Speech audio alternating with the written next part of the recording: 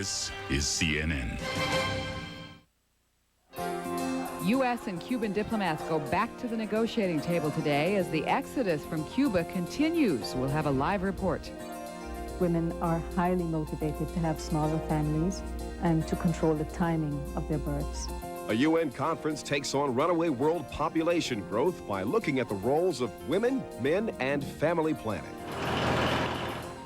On the farm in Michigan, farmers work the fields despite disabilities.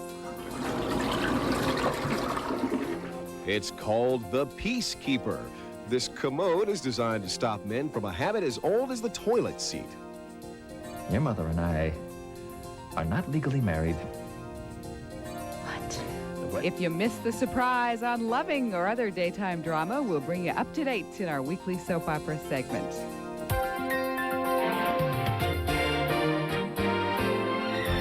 This is CNN Morning News. 2.5 hours of news, interviews, and viewer phone calls with Donna Kelly and Leon Harris. Good morning and happy Labor Day. We're glad to have you along with us this morning. Well, they will try again today. U.S. and Cuban negotiators are poles apart, but they're trying to bridge the gulf between them on Cuban immigration to the United States. And this afternoon's session in New York is going to be the fourth in their series of discussions. Yesterday's meeting ended after 3 hours. U.S. spokesman David Johnson said, quote, "There are substantial gaps between us. The U.S. has proposed expanding legal Cuban immigration to as many as 20,000 people a year if President Fidel Castro will help end the current refugee exodus." Now, according to the New York Times, the Cuban negotiators have rejected that offer, and the paper also says the U.S. has rejected a Cuban proposal to grant entry to at least 100,000 Cubans. Meanwhile, in Panama, work is being completed today on the first block of tents for Cuban refugees. The block will have 2,500 beds. Cubans will be flown into Panama from the U.S. naval base at Guantanamo Bay, Cuba. Panama has agreed to shelter up to 10,000 Cubans for up to 6 months to relieve the crowding at Guantanamo Bay. And the U.S. Navy's hospital ship Comfort is being dispatched to Guantanamo to help deal with the Cuban refugee situation there. Comfort has been in Jamaica, serving as a floating processing center for Haitian refugees. CNN's Susan Cantiotti is monitoring the Cuban exodus situation with the Coast Guard in Key West, Florida. She joins us now with more. Susan? Leon, as of 6 o'clock this morning, more than 100 Cuban migrants have been rescued by the U.S. Coast Guard. Added to yesterday, more than 1,100 picked up by the Coast Guard, so the exodus is definitely continuing. And not only families are leaving, but families with young children out there making that dangerous crossing across the Florida Straits, despite U.S.-backed broadcasts by Radio Marti urging Cubans not to make the crossing. Of course, as soon as they make it out there, about 2 to 4 days in the blistering heat, the U.S. Coast Guard generally picks them up in international waters, and they are taken right back to Cuba, to the U.S. naval base at Guantanamo. President Fidel Castro doing nothing to stop the exodus. As a matter of fact, we had some rafters tell us over the weekend that a Cuban gunboat passed them by and simply ignored them. Joining us now for an interview is Lieutenant Commander Scott LaRochelle with the U.S. Coast Guard. Can you tell us this morning how weather conditions are out there and if that seems to have any effect on the number of Cubans leaving? The weather out there is good today. Light winds, seas are 2 to 4 feet, scattered thunder showers out there. But even though the weather is nice out there, it's still an extremely dangerous voyage for the rafters.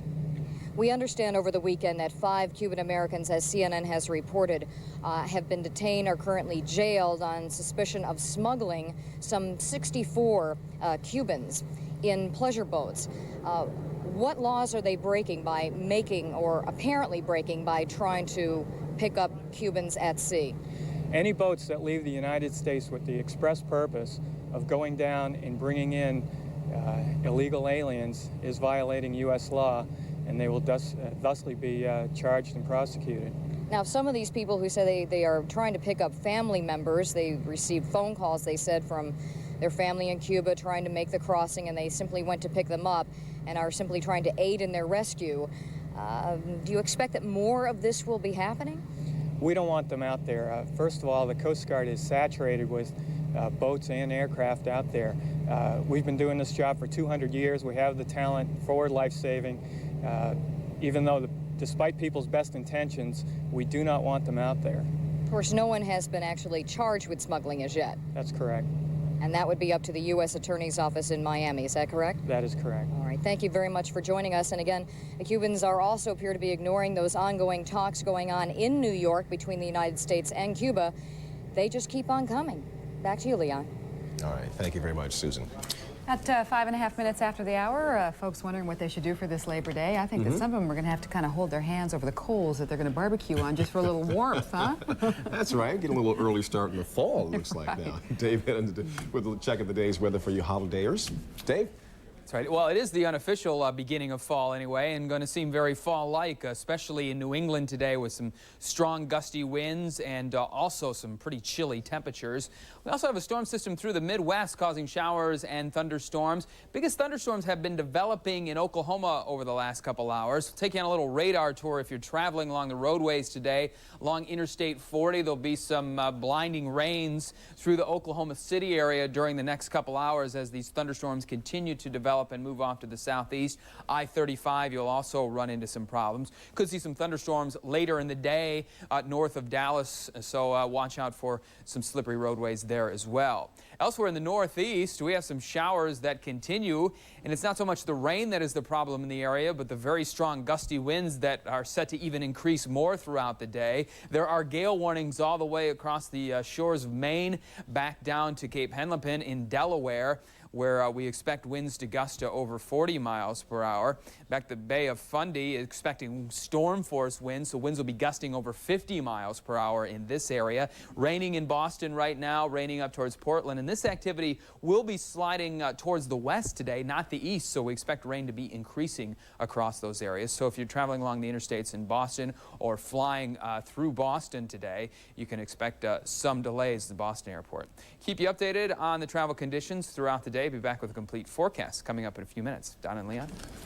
Thank you, Dave. And coming up on CNN Morning News, President Clinton plans a break in his vacation. He's going to be giving a Labor Day speech, and we'll have a live report from Martha's Vineyard. Something else for you to consider on Labor Day.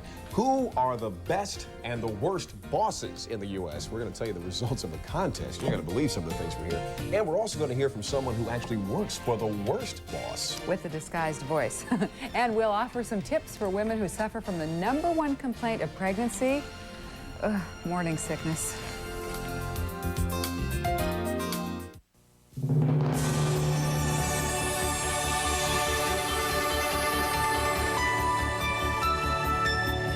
Every day in 34 countries and in over 300 cities around the world, Delta Airlines helps people get down to business. Every 17 seconds, Delta has a flight taking off to the world of facts and figures, buying and selling, budgets and bottom lines.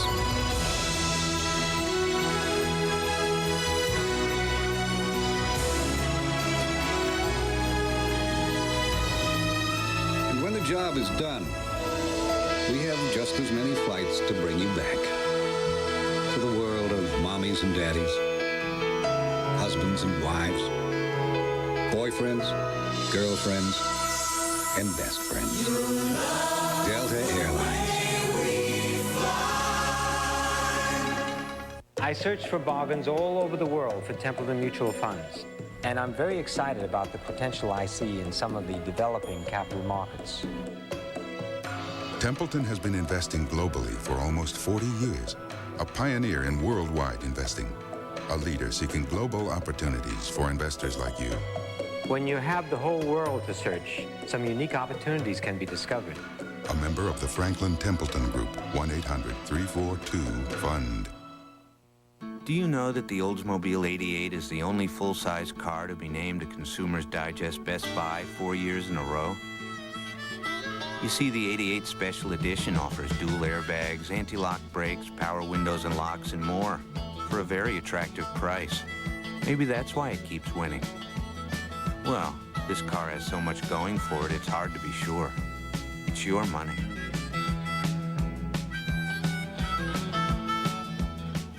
People are discovering something highly irregular. That's odd. What is it, Mark Long? I don't know. About the price of Metamucil. Same effective natural fiber for regularity at a surprisingly lower price. Let's get two. Yeah. Metamucil, the natural choice for regularity. TV Guide says cheers to Mary Tillotson and CNN and Company, a hard-hitting public affairs show in the tradition of Brinkley and McLaughlin. Real talk about today's issues. CNN and Company today, 11:30 Eastern on CNN. It took 10,000 generations for the world's population to reach 2 billion people. Yet over the past 50 years, we have gone from 2 billion to more than 5.5 billion. And we are on a path to increase to 9 or 10 billion over the next 50 years. These numbers are not by themselves the problem, but the startlingly new pattern they delineate is a symptom of a much larger and deeper spiritual challenge now facing humankind. Vice President Al Gore addressing representatives at the start of the World Population Conference today in Cairo, Egypt. Delegates from more than 150 nations are attending the conference, which is discussing ways to slow the world's population growth. But the gathering was shrouded in controversy even before it began. Islamic and Vatican representatives are concerned that an emphasis on birth control and family planning will promote abortion and extramarital sex. Well, for many women, control over their own reproductive health is key to balancing the world's population. And health planners say that means getting more contraceptive choices to the women who need them most. Here's CNN's Norma Quarles. The focus at this conference has shifted from family planning to the overall reproductive health of women. Previously, we've thought about the population problem as a problem that was going to be amenable to a technological fix. And this conference is really very clearly about more than that. Nevertheless, family planning is an integral part of the broader approach to population growth. And over the years, more couples are increasingly using contraceptives. The prevalence rate in the world has, I think, increased quite dramatically over the last 20 years and now stands around 53% worldwide. The research we've done shows that women are highly motivated to have smaller families and to control the timing of their births. Contraceptive use varies widely, however, from region to region. Latin America and some parts of Asia have the highest levels of use of modern methods.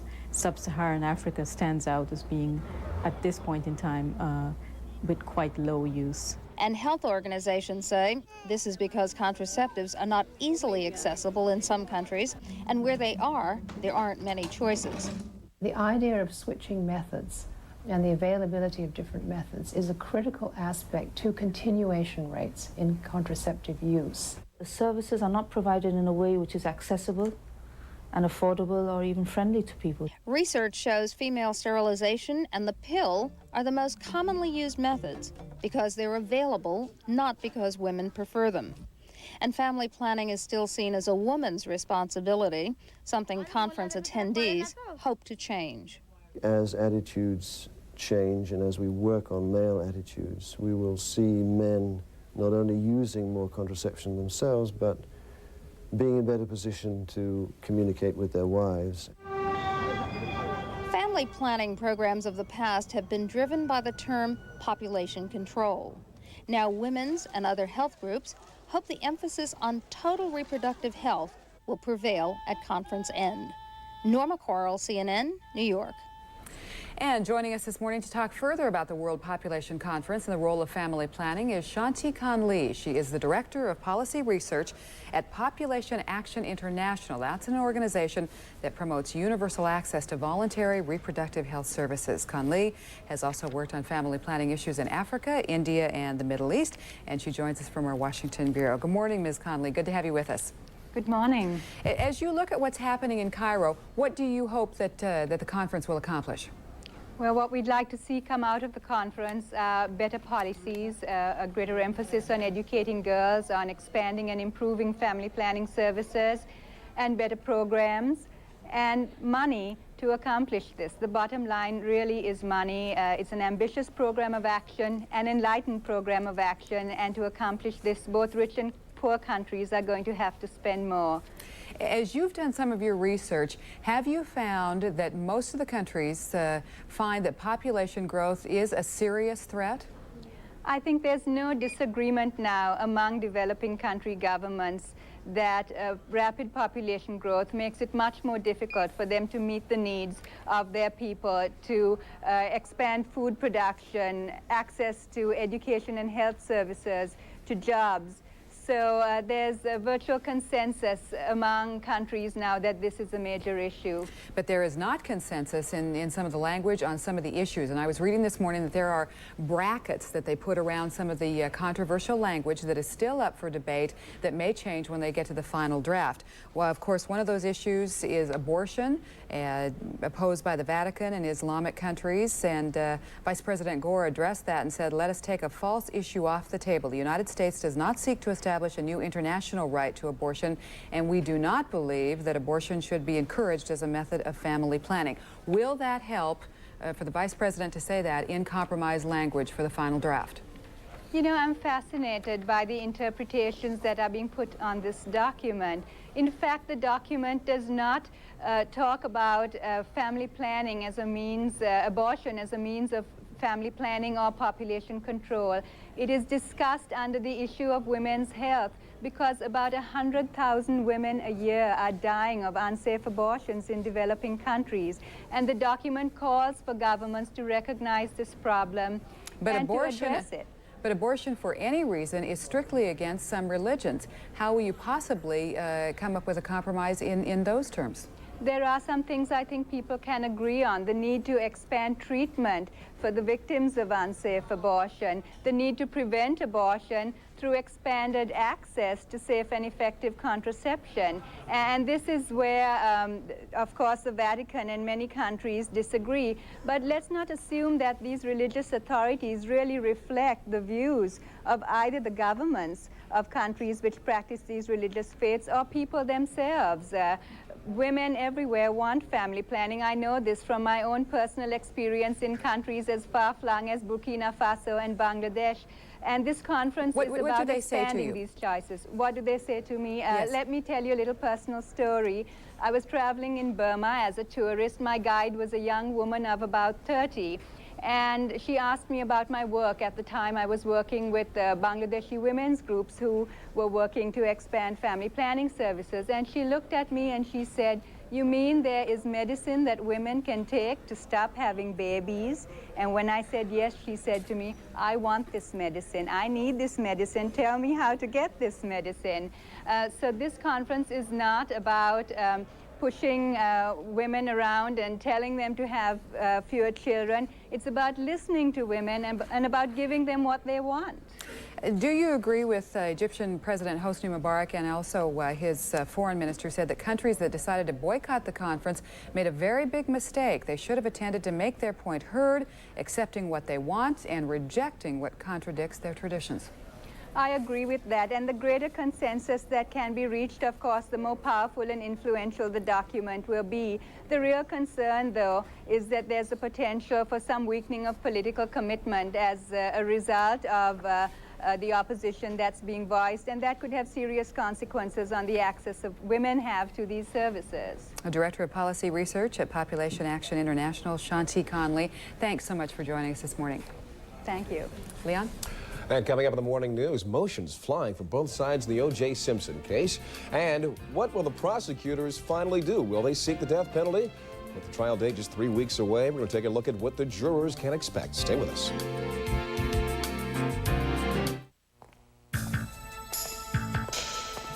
So, does it ever get any easier? I don't think it's supposed to. It's a highly sophisticated flight simulator. But around here, we call it the box. Before you get in, you check your ego at the door. Because even though it doesn't actually fly, it's sure going to test how well you can. Engine 3, fire. We just lost number 3. At American, we come here twice a year to get checked out. Another area where we can regain capability. Challenge our reflexes. Test our reaction time. Get pushed to the limit. I'm going to set you up for a wind shear demonstration. I don't know of another airline that puts more emphasis on training. 30, 20, 10. See you in 6 months. Oh, I'll be back. But if you're one of those people sitting behind me, I'll bet you'll agree it's worth it. Good morning, ladies and gentlemen. I'd like to welcome you aboard American Airlines. Our flight this morning to the East Coast should be a smooth one. We'll be flying at an altitude of 33,000 feet. Every day, thousands of new customers are finding QVC a great way to shop. All you need is a TV and a phone. Thank you for calling QVC. This is Kim. QVC relies on AT&T 800 service to bring in as much as $70,000 per minute. Each dollar begins with a customer calling. AT&T makes sure huge volumes of calls get through 24 hours a day. If agents are busy in Virginia, calls are routed to Texas or Pennsylvania. QVC always gives customers more than they expect. That's why AT&T works for me. Look at this. It says here the average citizen works until May 5th every year just to pay taxes. Can you believe that? You can't control the tax laws, but Franklin can help control how they affect you. That's a third of the year we spend working for the government. Investment income free from federal and many states' personal income taxes. No, this time I thought I was working for myself. Monthly dividends to help your cash flow now. I wonder just how much tax I've paid in my life. To learn more, call 1-800-342-FUND. The least they can do is name a national park after me. Presenting The Pagemaster, a beautifully illustrated book that sends one boy on an extraordinary journey through worlds of adventure, horror, and fantasy, where the Pagemaster brings your favorite classic books and characters to life. Discover the magic with The Pagemaster in bookstores everywhere. Today on Talk Back Live, do we work to live or live to work? I'm Susan Brooke. What's the American way of work? Tell us what you think today on Talk Back Live, 1 p.m. Eastern, only on CNN.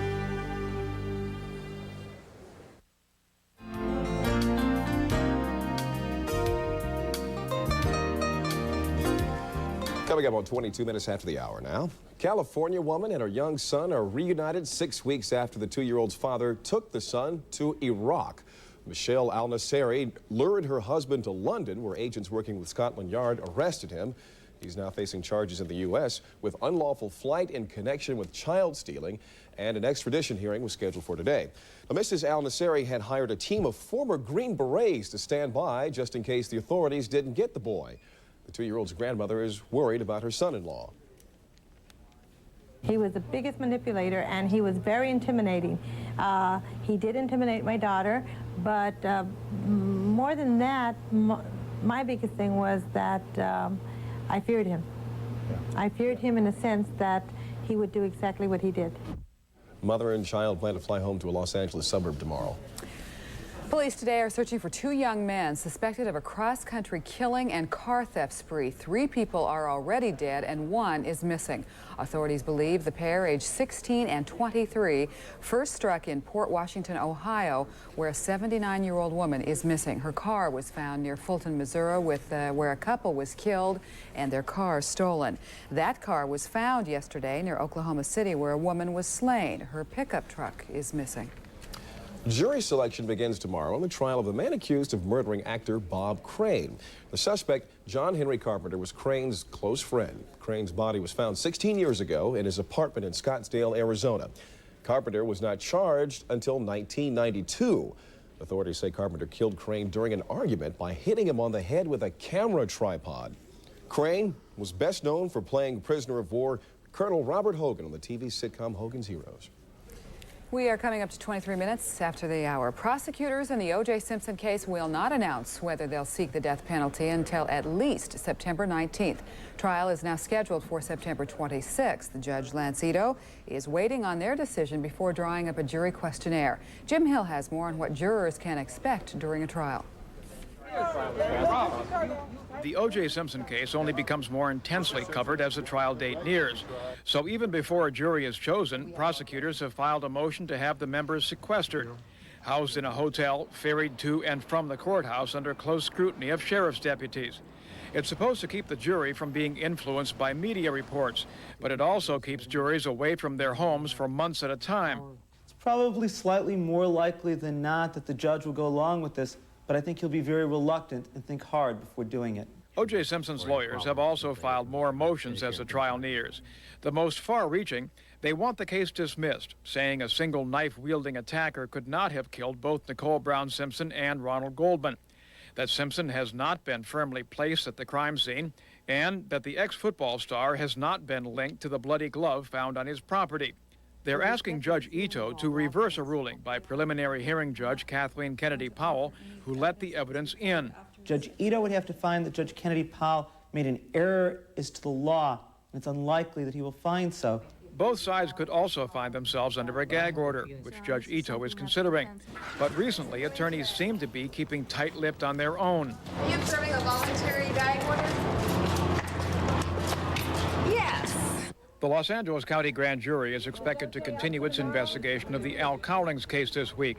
One mystery witness, John Dunton, is due back in court for a possible jail term. He refused to testify before the grand jury last week, saying his testimony will put his life in danger. Judge Ito's now on vacation, but before he left, he released a tentative trial schedule, which gives a good indication of how long he thinks the trial will last. He set one recess for the Martin Luther King holiday, January 16th and 17th, 1995. Jim Hill for CNN, Los Angeles. Time now for a check of the weather for those of you folks who don't have to work today. Unlike some people we know. Dutifully here, Dave. Yeah, if you don't have to work today, it looks like the best spot to be would be out in the western U.S., where it will be warm and sunny in most cases today. These are some forecast high temperatures, and as you can see, the nice warm temperatures in the west. L.A. today should be up to about 86 degrees, about 100 in Phoenix. Could be some thunderstorms around the Phoenix area, though, a little bit later on in the day. Warm in the Pacific Northwest, too, 82 in Portland, but a little bit chillier in the Northeast. Struggled just below the 70-degree mark in New York City today. In fact, Boston not expecting to see temperatures hit the 60-degree mark because of a pretty big storm system now off the eastern seaboard. And that will mean some wet weather today through much of Maine back down into New England. We'll see chances for some locally heavy rainfall amounts from Boston to Portland, about 1 to 2 inches up to Eastport. We'll see also heavier showers and thunderstorms northern Arkansas, southern Missouri. Some of these will produce some heavy rainfall. In fact, through central Missouri, some flooding was reported earlier. And if you are traveling through the roads today, it's like the heaviest thunderstorms now are in Oklahoma and also along the Ohio River. So from I-70 back I-65 in and around the Louisville area, north to Dayton, around Evansville, you'll run into some strong gusty winds, possibly some heavy rainfall with some of these storms throughout the rest of the day. Weather map showing this front moving through the Midwest. That's what's causing all the activity through the Great Lakes, extending back down into the plains. Notice high pressure, though, out in the west, so beautiful weather expected to continue there. The big area of low pressure remains off the east coast, so we will see windy conditions as well as the rain. In fact, there are gale warnings up now along the entire coast of Maine and back down to Hennepin, Delaware. Also, coastal flood watches for much of eastern Massachusetts for later on in the day as the winds begin to pick up across that area. The area of low pressure is actually going to drift farther to the west and get closer to the coast. That brings the rain a little bit farther inland along with the clouds.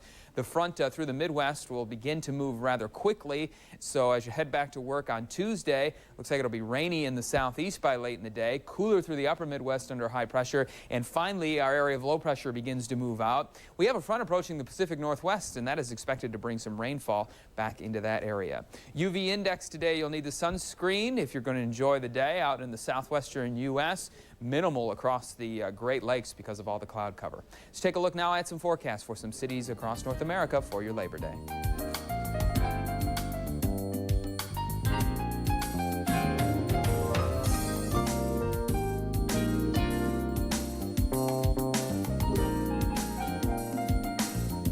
More on travel conditions, and we'll check the airports and tell you where the delays are next hour. Donna Leon? All right, thanks, Dave. Coming up on the morning news, President Clinton interrupted his family vacation for a little Labor Day speech. We're going to have a live report on that coming up. And a harvest of hope. We'll take a look at special programs helping family farmers overcome physical disabilities.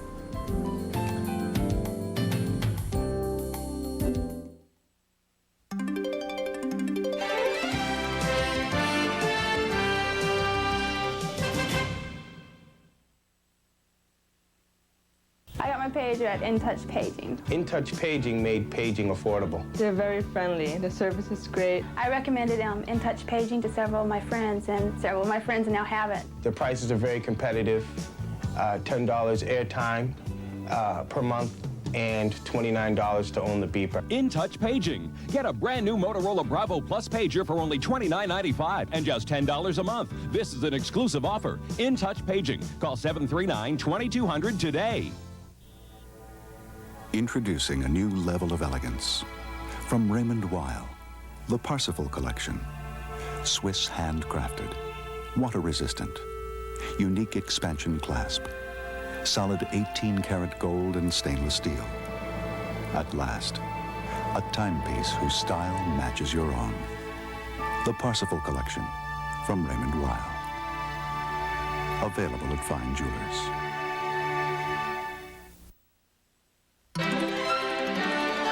This is CNN.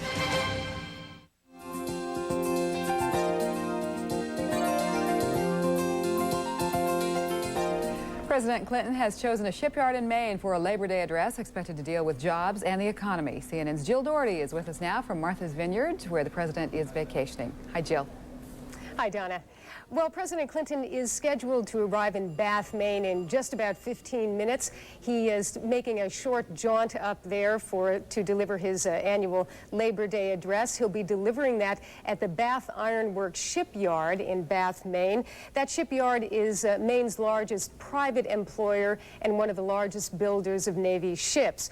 But the end of the Cold War has meant a lot of cutbacks, and just recently the employees and the managers of that company have signed an innovative labor agreement allowing workers to be trained for 3 different trades simultaneously. And that theoretically would make the company more competitive and also more competitive internationally where it really counts.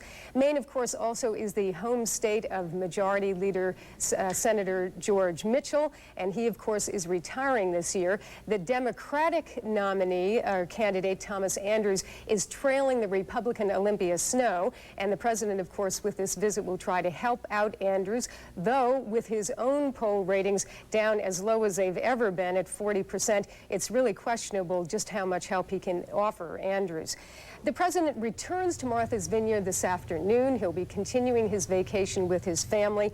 They've been out and about on the island quite a bit, but today we're having a lot of blustery, rainy weather. There's a storm offshore, and that could put a crimp in some of their plans for today. They'll be here on the vineyard until Wednesday and then return to Washington, D.C. CNN does plan on carrying the president's Labor Day speech live from Bath, Maine, and that is scheduled to begin at 11:30 a.m. Eastern Time. And I'm Jill Doherty, CNN, reporting live from Martha's Vineyard. All right, thanks, Jill.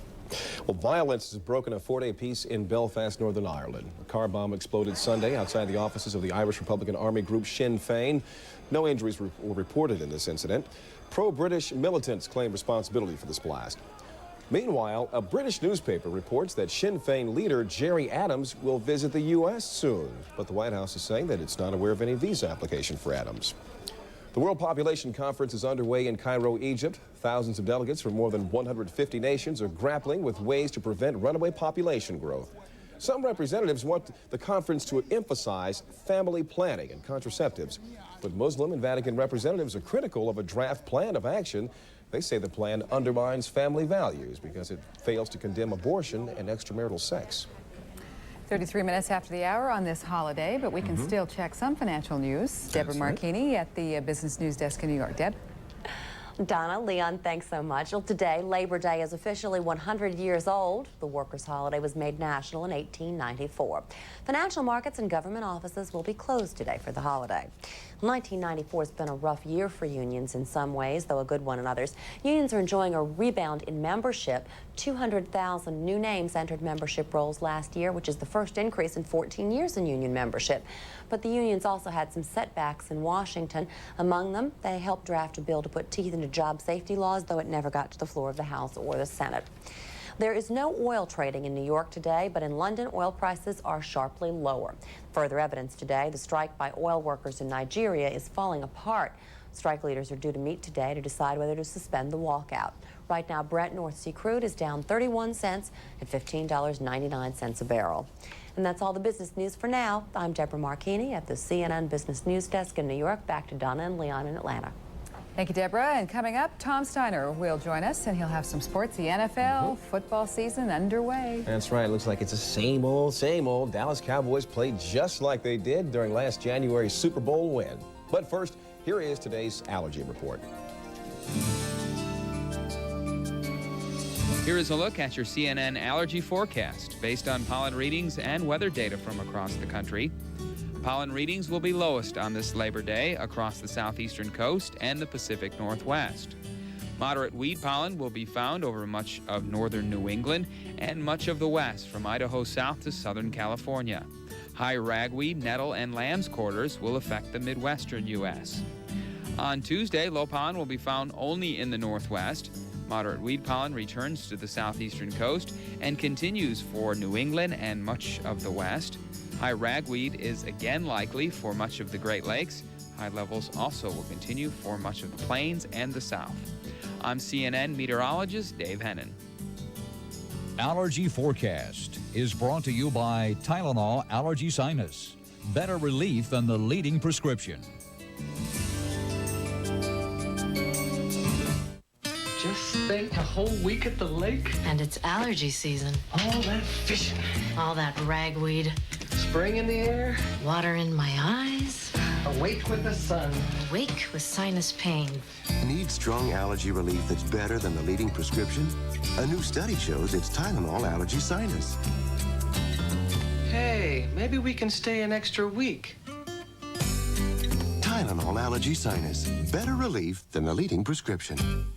If you and your wife are off to beautiful Kauai, Visa Gold's purchase power can pay for every romantic moment. Hi, honey. Finally came down. Not to mention a new pair of glasses. I wanted to tell you how much I'm enjoying this second honeymoon. And that I love you. Donka. Because Jenkins Optical can make new glasses in an hour, but they won't take American Express. Who's that? Visa Gold. I've never seen him before in my life. All over the world, when people are late, you're guaranteed to hear excuses. The alarm clock broke. Mein Goldfisch ist gestorben. Problème des cheveux?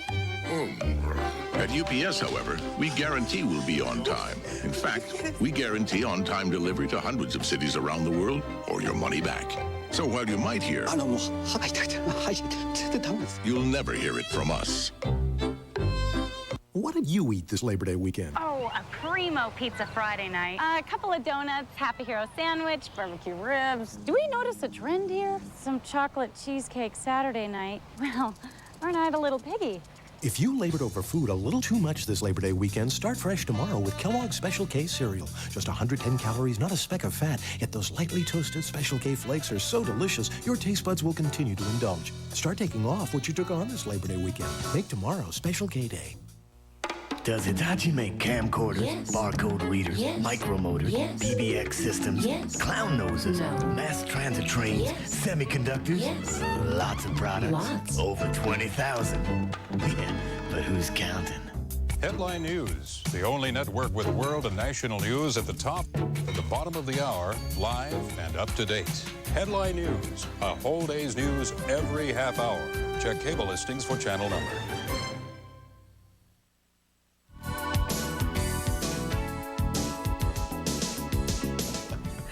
Tom Steiner joins us with sports for this Monday holiday. We were just talking about the Cowboys and wondering how they were going to do, and you branched off into getting some cowboy boots, but we'll carry that on later. Yeah, they're doing okay. I mean, they had a pretty good preseason, a lot of tumultuous activity in the offseason, but hey, different coach, same old result. The Barry Switzer-led Cowboys looked very much like Jimmy Johnson's boys, playing a strong opener against a Steeler team that has been billed as a possible Super Bowl contender, but the Steelers were out of their league. Dallas may be even better this year under their first-year coach, Barry Switzer. It was a tough day for Neil O'Donnell, tossed around like a rag doll. 5 sacks for the Cowboys in the first half. Their first touchdown of the season went to Darryl Johnston, the Moose, out on the backfield. A great catch. Troy Aikman on a key third down play in the fourth, pumping and finding his man Alvin Harper down to the 2. What a catch between 2 defenders. That would set up Emmitt Smith. Watch the Pro Bowl block he gets by Jay Novacek as he clears his way and he just stretches home. 171 yards rushing for the 3-time defending rushing champion. The Cowpoke Super Bowl victim the last couple of years got thumped at home in a surprise. Let's check it out. Boomer and the boys lowering the boom in Buffalo.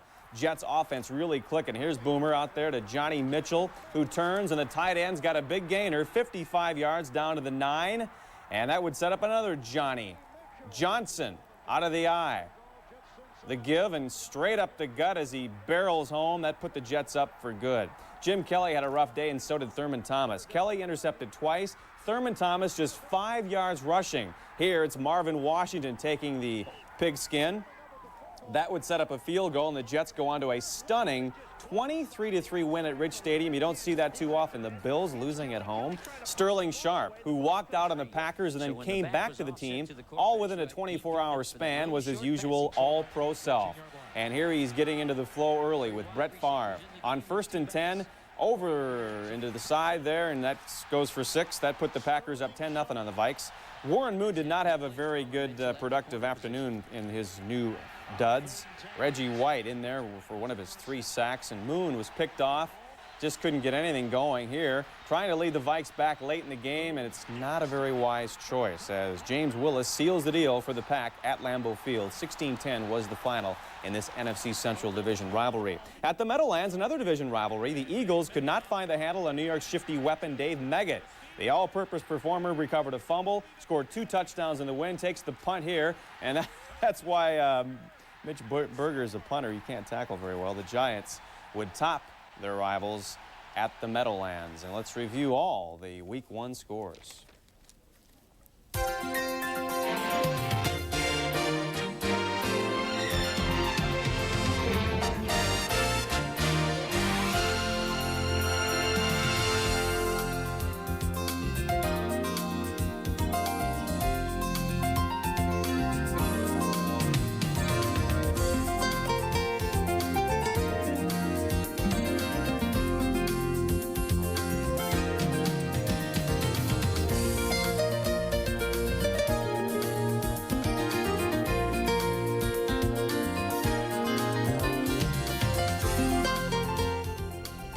There's just no stopping Al Unser Jr. on the Indycar scene. The Penske driver led the final 26 laps to defend his Vancouver title and equal the single-season record with his 8th win. A wild Sunday drive north of the border with caution flags the norm.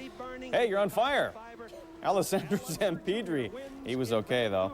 Here's Al Unser Jr., his 3rd straight IndyCar win, 27th of his career. Pole sitter Robbie Gordon was 2nd. Check this out. Unser's Penske teammate Emerson Fittipaldi and Nigel Mansell collide on the final turn, and the reigning IndyCar champion got a tongue lashing from his pal. Emmo would wind up 9th. Fittipaldi said he was very disappointed in the way Mansell drove his car. Back to the States, the Greater Milwaukee Open is in the books, a much more serene scene. Mark Calcavecchia doing some homework. Mike Springer rallied from 3 shots back with a birdie barrage. Here he trickles it home on 11. That put him into the lead. Springer again on 16 for sole possession of first place, and he's got it.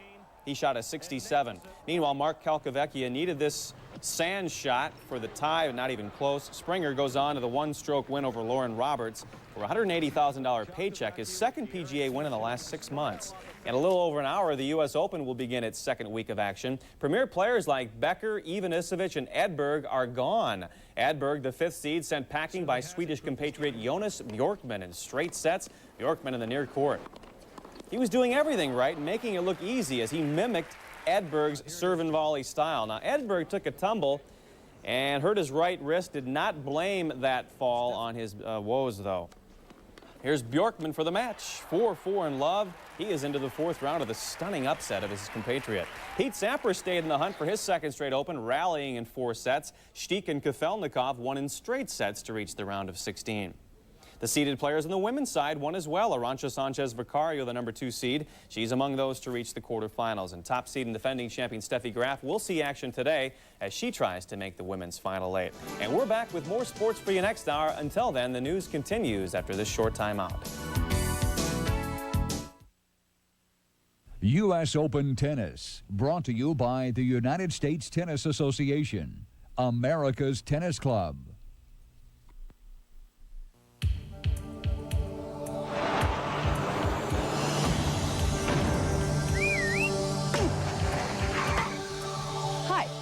I'm Chris Everett. I could be Chris, too. I'm Chris. Just call me Chris. I can serve like Chris. Come on, you don't have to play tennis like I do to join the USTA. You just have to love tennis. Sure, the USTA puts on the U.S. Open, but we also help organize thousands of other events nationwide and support the game for everyone. been a member since I was a little girl. Members can play on league teams and get great benefits, like an early shot at tickets for the U.S. Open. To join America's Tennis Club, call 1-800-896-USTA. Call now and your special membership includes this 1994 U.S. Open t-shirt, a membership exclusive. The USTA, America's Tennis Club.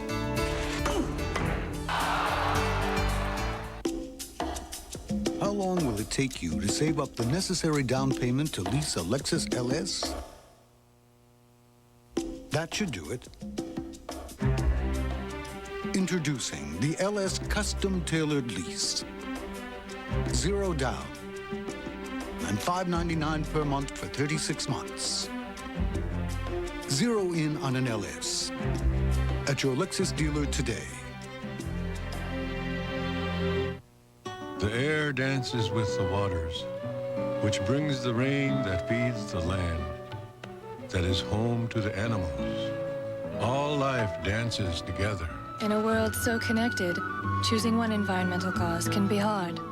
EarthShare is 40 environmental charities working together. You and your company can help by calling 1-800-MY-SHARE. All life lives, or doesn't, together.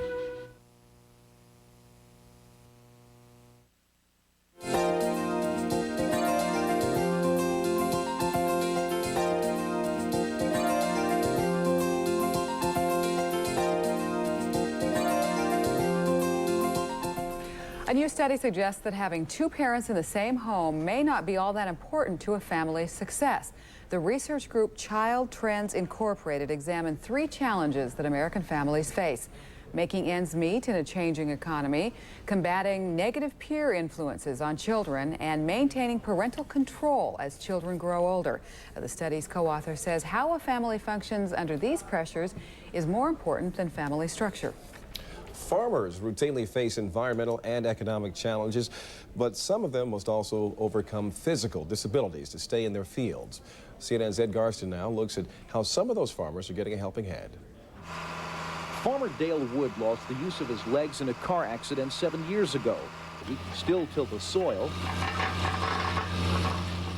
Kurt Anderson has multiple sclerosis, but he has no trouble working the family farm from atop an 8-wheel tractor. Each of these Michigan farmers could very well have been forced to toss in the trowel, but with some help from a program called Agribility through the Department of Agriculture and other local agencies, they're back in the driver's seat. This lift was adapted to Wood's John Deere tractor to take him in and out of the vehicle with some help from his wife, Danelle.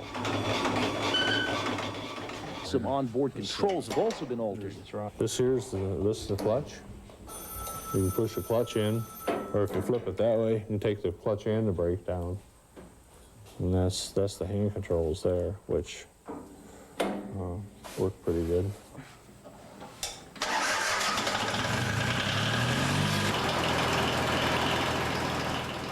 Anderson, who can walk a few steps at a time, uses a combination of a lift and a ramp to climb into a combine. First step towards adapting equipment to disabled farmers is an assessment from an Agribility counselor. I also use occupational therapists, physical therapists, counselors. Both Anderson and Wood admit there are limitations to what they can do. A lot of the manual labor, it's still there. It's a lot of milking. Climbing our storage silos there's 70 to 80 feet of ladder. Just no way can do that. The Department of Agriculture says there are at least 500,000 other farmers like Kurt Anderson and Dale Wood with some sort of job-threatening disability. But the department says not only can the nation not afford to lose their production, but for the communities where they live, they are the staff of life.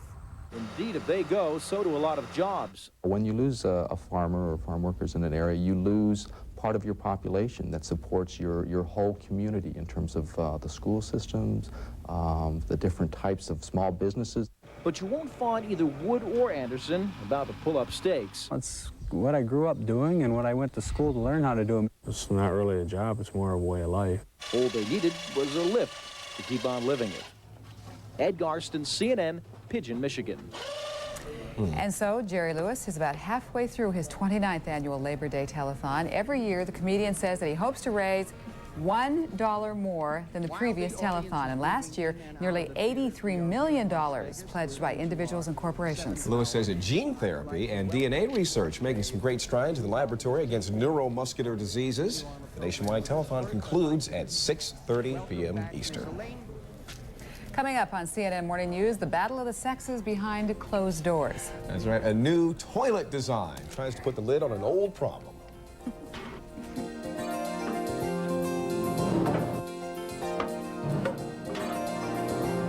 Introducing the most durable bounty ever. It does jobs I never thought a paper towel could do. Now it's the quilted picker-upper. The quilted Quaker picker-upper. It even scrubs a carpet. Ordinary towels fall apart, even top quality towels, but new quilted bounty's this much stronger. It's still quicker, too. The quilted Quaker picker-upper. New quilted bounty. Fruit and Fiber has a great new taste, and we just can't keep it under wraps. I got a great new taste. Now with crispy multigrain flakes. I got a great new taste. More raisins, more walnuts, more dates. Got a lot of great new taste. And oat clusters with a touch of brown sugar. Oh yeah, I got a great new taste. A new taste so delicious, it shows. The new Post Fruit and Fiber cereal. It's fruit and fiber. And a great new taste. There are several ways to send a package overseas. Most are reliable and quick. But when it comes to price, they can't compete. Because Express Mail International will get your package abroad for as little as $11.50. Most other published rates don't even come close.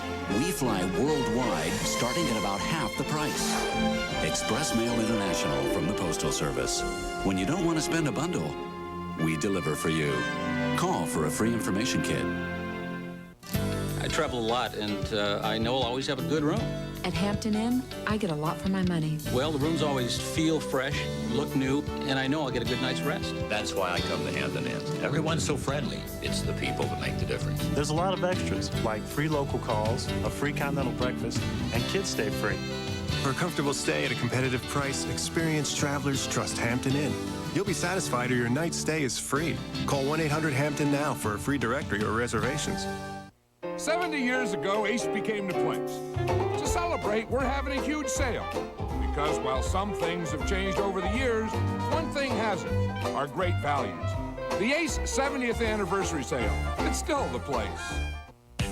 Goodyear announces all Wranglers on sale for pickups, 4x4s, and vans. And that's not all. Save 25% on selected passenger and performance radials. Sale ends September 17th at participating Goodyear retailers.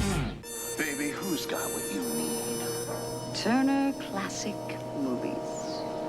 The new channel with the greatest movies of all time, completely commercial-free. Ask your cable company to carry Turner Classic Movies.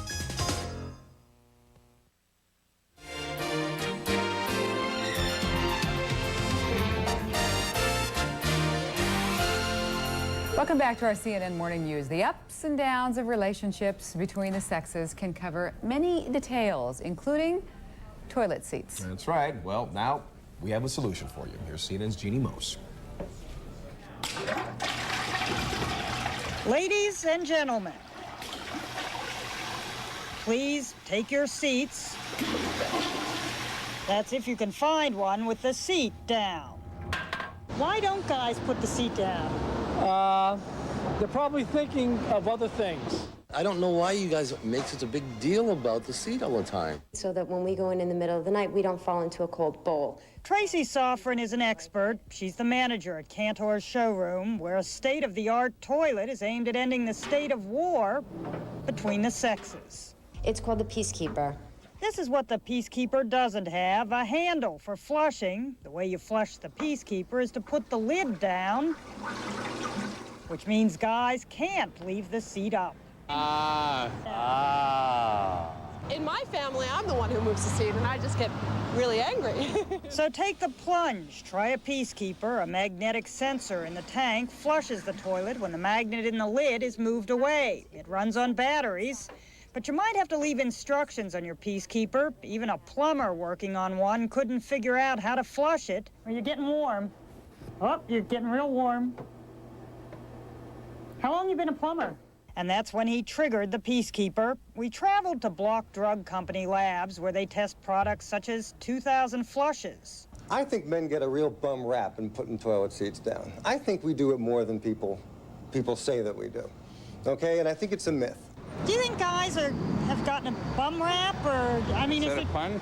Do you think guys have been getting a kind of unfair shake? Well, that's a bad pun, too. There you go. The Peacekeeper is manufactured by Kohler, whose product manager says... So we thought we'd try to put an end to that problem and side with the ladies. But the Peace may be hard to keep when couples hear the price. Add $100 to Kohler's $350 to $850 toilets.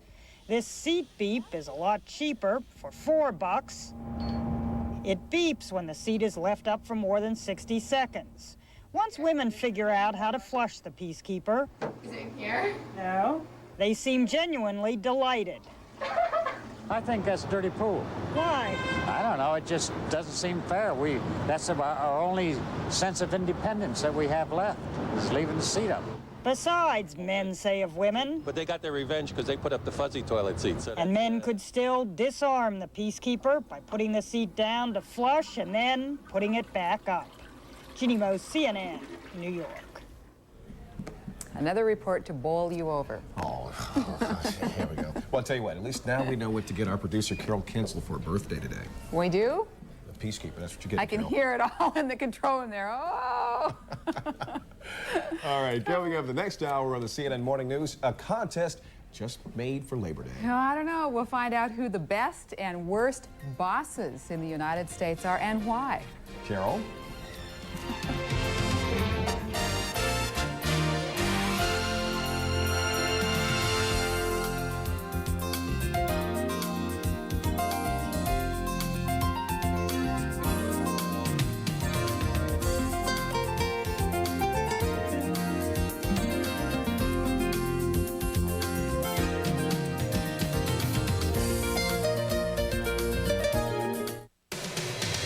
Today on Talk Back Live, do we work to live or live to work?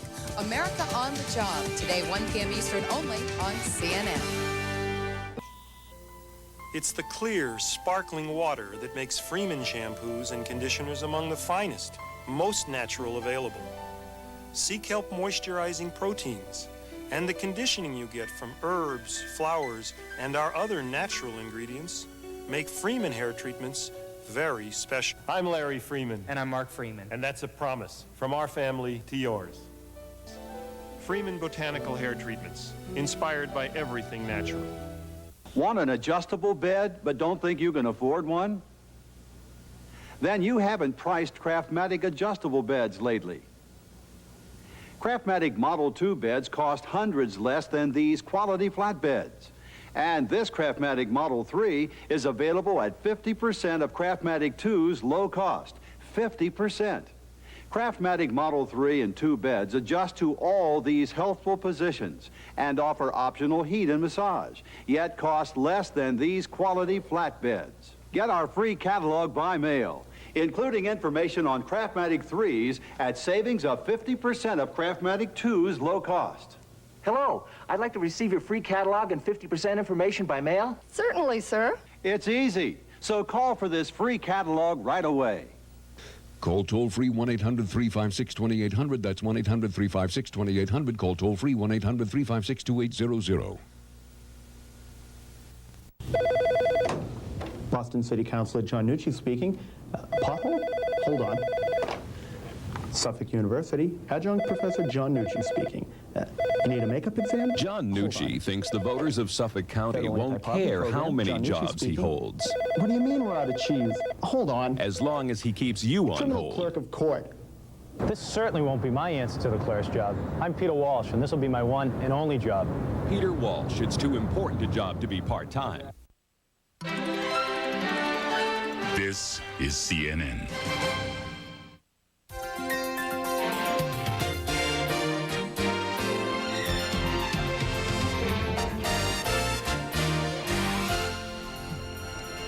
A car car in every garage. It may be part of the American dream, but it could lead to an ecological nightmare. Who should be asked to sacrifice? A mother and child are reunited after a dramatic journey across oceans, borders, and cultures.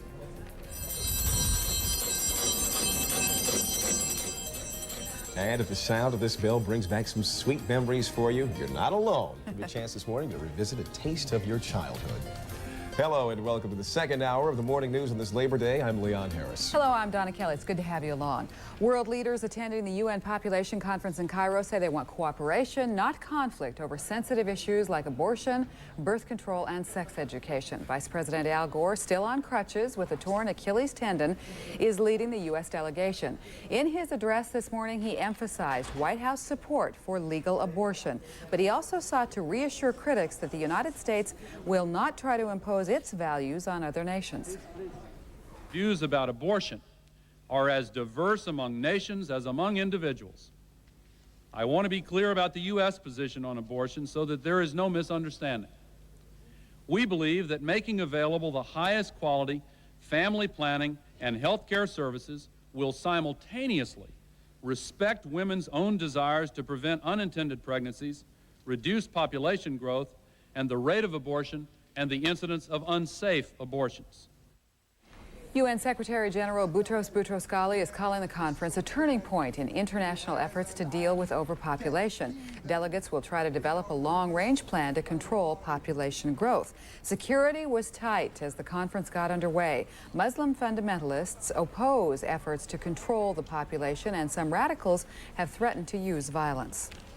On the agenda in Cairo this week, how to stretch the world's natural resources to support an ever-growing number of people. It's an issue that pits wealthy, industrialized nations against those who are just now developing their economies. Let's get in Sean Caleb's reports.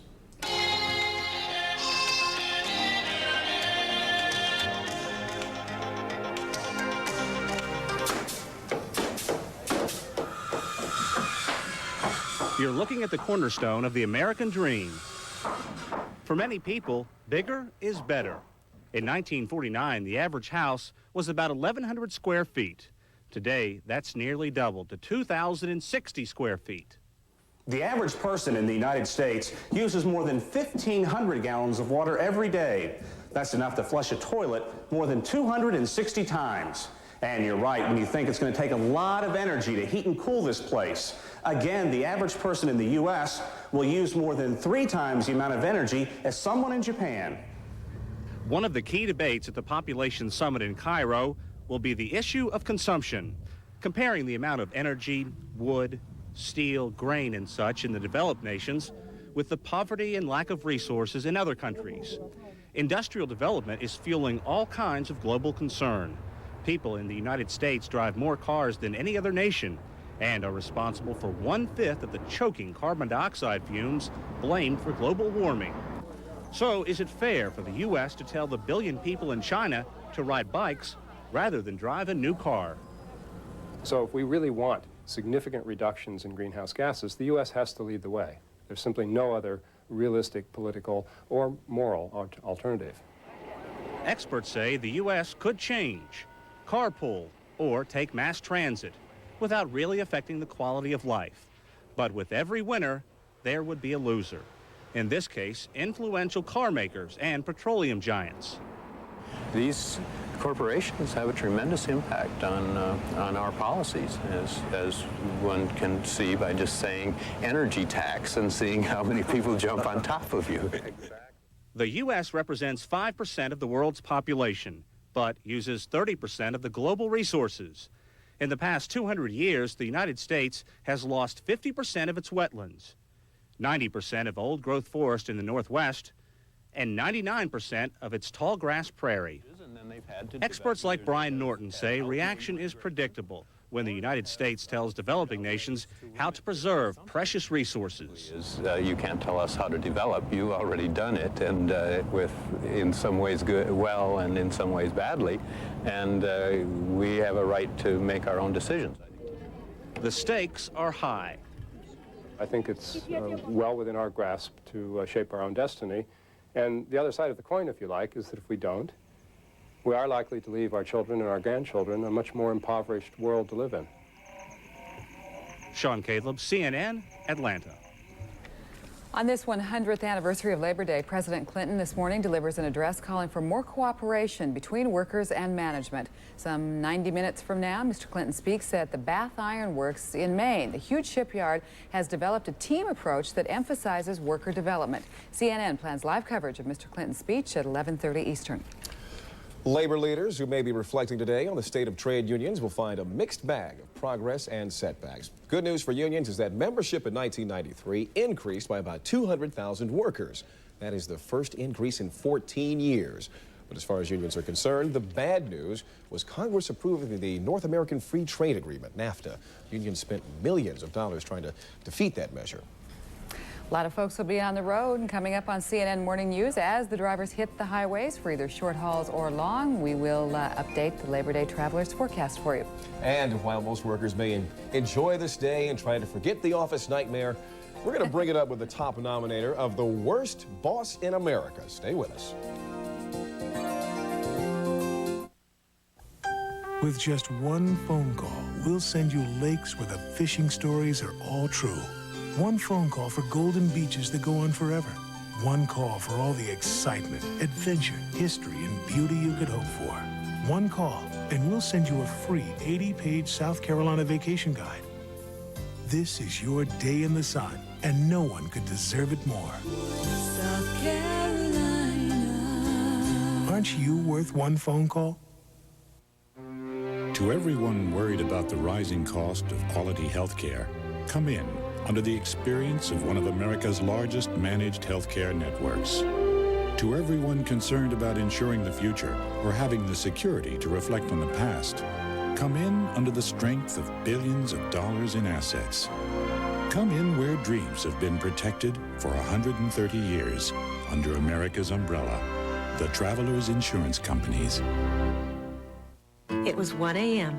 I'm hurting, I can't sleep, and I'm worried about taking something. Is it okay? What am I gonna feel like in the morning? Finally, I take Tylenol PM. It stops my pain, it helps me sleep, and next morning, I am up with the sun and I feel great. Poor old Ralph can't even keep up. And I'm thinking, it's gonna be a beautiful day. Rest easy, it's Tylenol PM. Smart people go to the Labor Day sale at Sears and save. Take this 4-cycle Whirlpool washer and matching dryer. Your choice, $219 each. So, who's smarter? She went to Sears, he won the Nobel Prize. It's too close to call.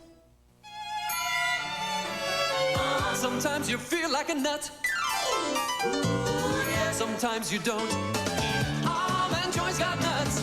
Mounds don't because sometimes you feel like a sometimes you. Does Hitachi make camcorders, barcode readers, micromotors, PBX systems, clown noses, mass transit trains, semiconductors? Lots of products. Over 20,000. But who's counting? Before O.J. Simpson, Jean Harris was at the center of her own high-profile murder trial. Meet the woman convicted of killing the Scarsdale diet author on Larry King Live tonight, 9 Eastern on CNN. We normally don't travel on Labor Day because we think of all the crowds, but we didn't care this time. We just decided D.C. was where we wanted to be. Just stay around the house, not do anything. Enjoy off of work, just relax. I read something this morning about there being a record number of Americans this year traveling for the holidays. Yeah, I think that's right. 33 million or something right. like that? I don't remember the number exactly, but yeah, a lot more folks traveling. 33 million by cars and 8 million or 18 million by plane. I mean, just staggering numbers. And if you are traveling today, you're going to run into some problems, especially in the northeastern U.S. We have quite a system developing off the coast there. Very windy conditions are expected through much of New England, along with some rain and some very chilly temperatures for this time of year, too. Show you the satellite picture. Showers are occurring off the coast. And this storm system is kind of funny because it is, instead of moving out into the Atlantic, It's actually moving closer to the coast at this hour, so clouds have been spreading back into Massachusetts and into much of the Northeast. Also through the Midwest, showers and thunderstorms are likely through a good portion of the day. Start with a little radar tour. We start in the northeastern U.S. It is raining right now, Portland, Maine to Boston. Some heavy rain possible from Boston to Eastport, up to 1 to 2 inches of rain. Nova Scotia will see some heavy rainfall as well. Very windy too, winds gusting 25, 30 miles per hour over much of the coastal sections, especially around Cape Cod. We'll see windy conditions. So if you're traveling through the airport, especially Boston, New York City today, those strong gusty winds could cause some delays because of the winds and the runway configurations and such. So watch out for some airport delays there. Oklahoma City, if traveling interstates there around I-40, I-35, watch out for some torrential rainfall, some strong gusty winds with some of those thunderstorms as they track off to the east. Elsewhere today, if you have picnic plans, best place to be in the western U.S. today, where we expect some very nice weather. Southern California, sunshine, temperatures in the mid-80s. We'll keep you updated on the travel weather and have some cities forecast for you coming up in a few minutes. Leon? All right, thank you, Dave. U.S. and Cuban negotiators meet again this afternoon, trying to break a deadlock and ease the refugee dilemma. 3 earlier sessions in New York have failed to close what a U.S. spokesman calls substantial gaps between positions on Cuban immigration. The spokesman also said, quoting here, "I would caution against any premature speculation that an agreement will be reached." In the meantime, Cubans are still leaving their homeland in nearly anything that'll float. The U.S. Coast Guard has intercepted 102 refugees at sea so far today. Yesterday's total was 1,179 Cubans. Some of those refugees may go eventually to Panama. Work is to be completed today on the first block of tents for a Cuban refugee camp 7 miles outside of Panama City. Panama has agreed to accept up to 10,000 Cuban refugees for up to 6 months. If Sinn Féin leader Jerry Adams returns to the United States this year, he'll need U.S. permission. Adams leads the political wing of the Irish Republican Army, which wants to end British rule in Northern Ireland. He wants to encourage support among Irish Americans for the IRA's 4-day-old ceasefire.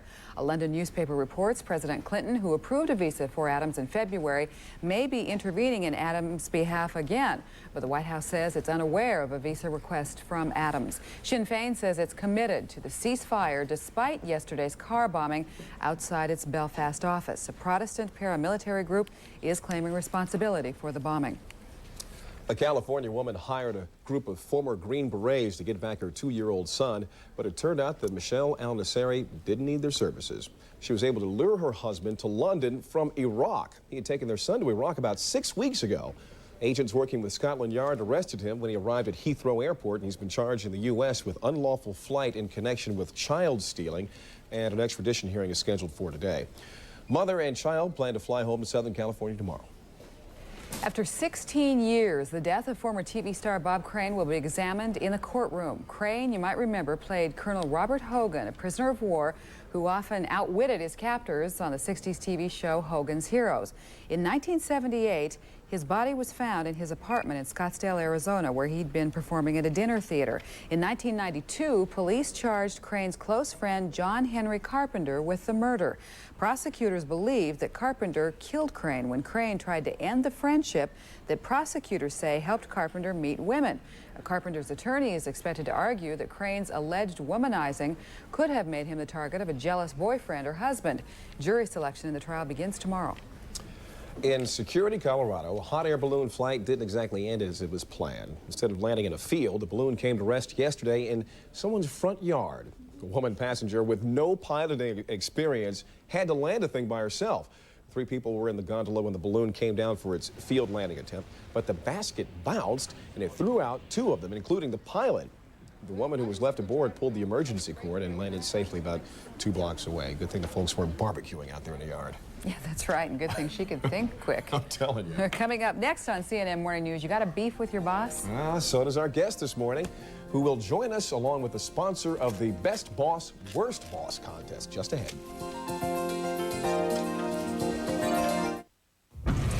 In the war against termites, only one company has a weapon like this, the exterminator, the Orkin Man. Armed with the latest technology, the Orkin Foam System. No termite treatment is more effective than Orkin Foam. Unlike other methods, it penetrates completely to stop termites cold. Guaranteed. The exterminator, the Orkin Man. One call destroys them all. All dairies go a long way to meet high industry standards, but Quality Checked goes further, which is why more people are coming up to the fresher taste of Quality Check.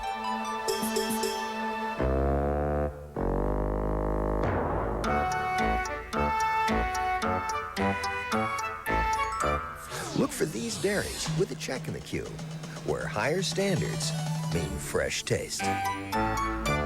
All my life was a paper. A lifetime of dreams. Once plain, pure, and white. A lifetime of color. Till you moved with your brush, and with your special touch, made the colors just right. Decorate your life with color. See your Benjamin Moore dealer. Decorated my life. Benjamin Moore, a stroke of brilliance. You decorated my life. Hi, I'm Jim Palmer. If you haven't refinanced your home yet, it's not too late. Before rates go any higher, call the Money Store. You can still save money by refinancing your first mortgage at the Money Store, even if your credit isn't perfect. You can apply by phone, there's no application fee, and usually get some extra cash. Remember, there's still time to refinance even if your credit isn't perfect. But don't wait. Everyone believes rates are going up. Call the Money Store at 1-800-LOAN-YES. For the next 15 seconds, try to forget that more people choose quality Eckert photo processing. Instead, try to figure out why so few people trust their pictures to all those other places. Eckert's buyback photo processing guarantee means you'll never have to pay for photos you don't like. Unless, of course, you make the mistake of taking your film someplace else.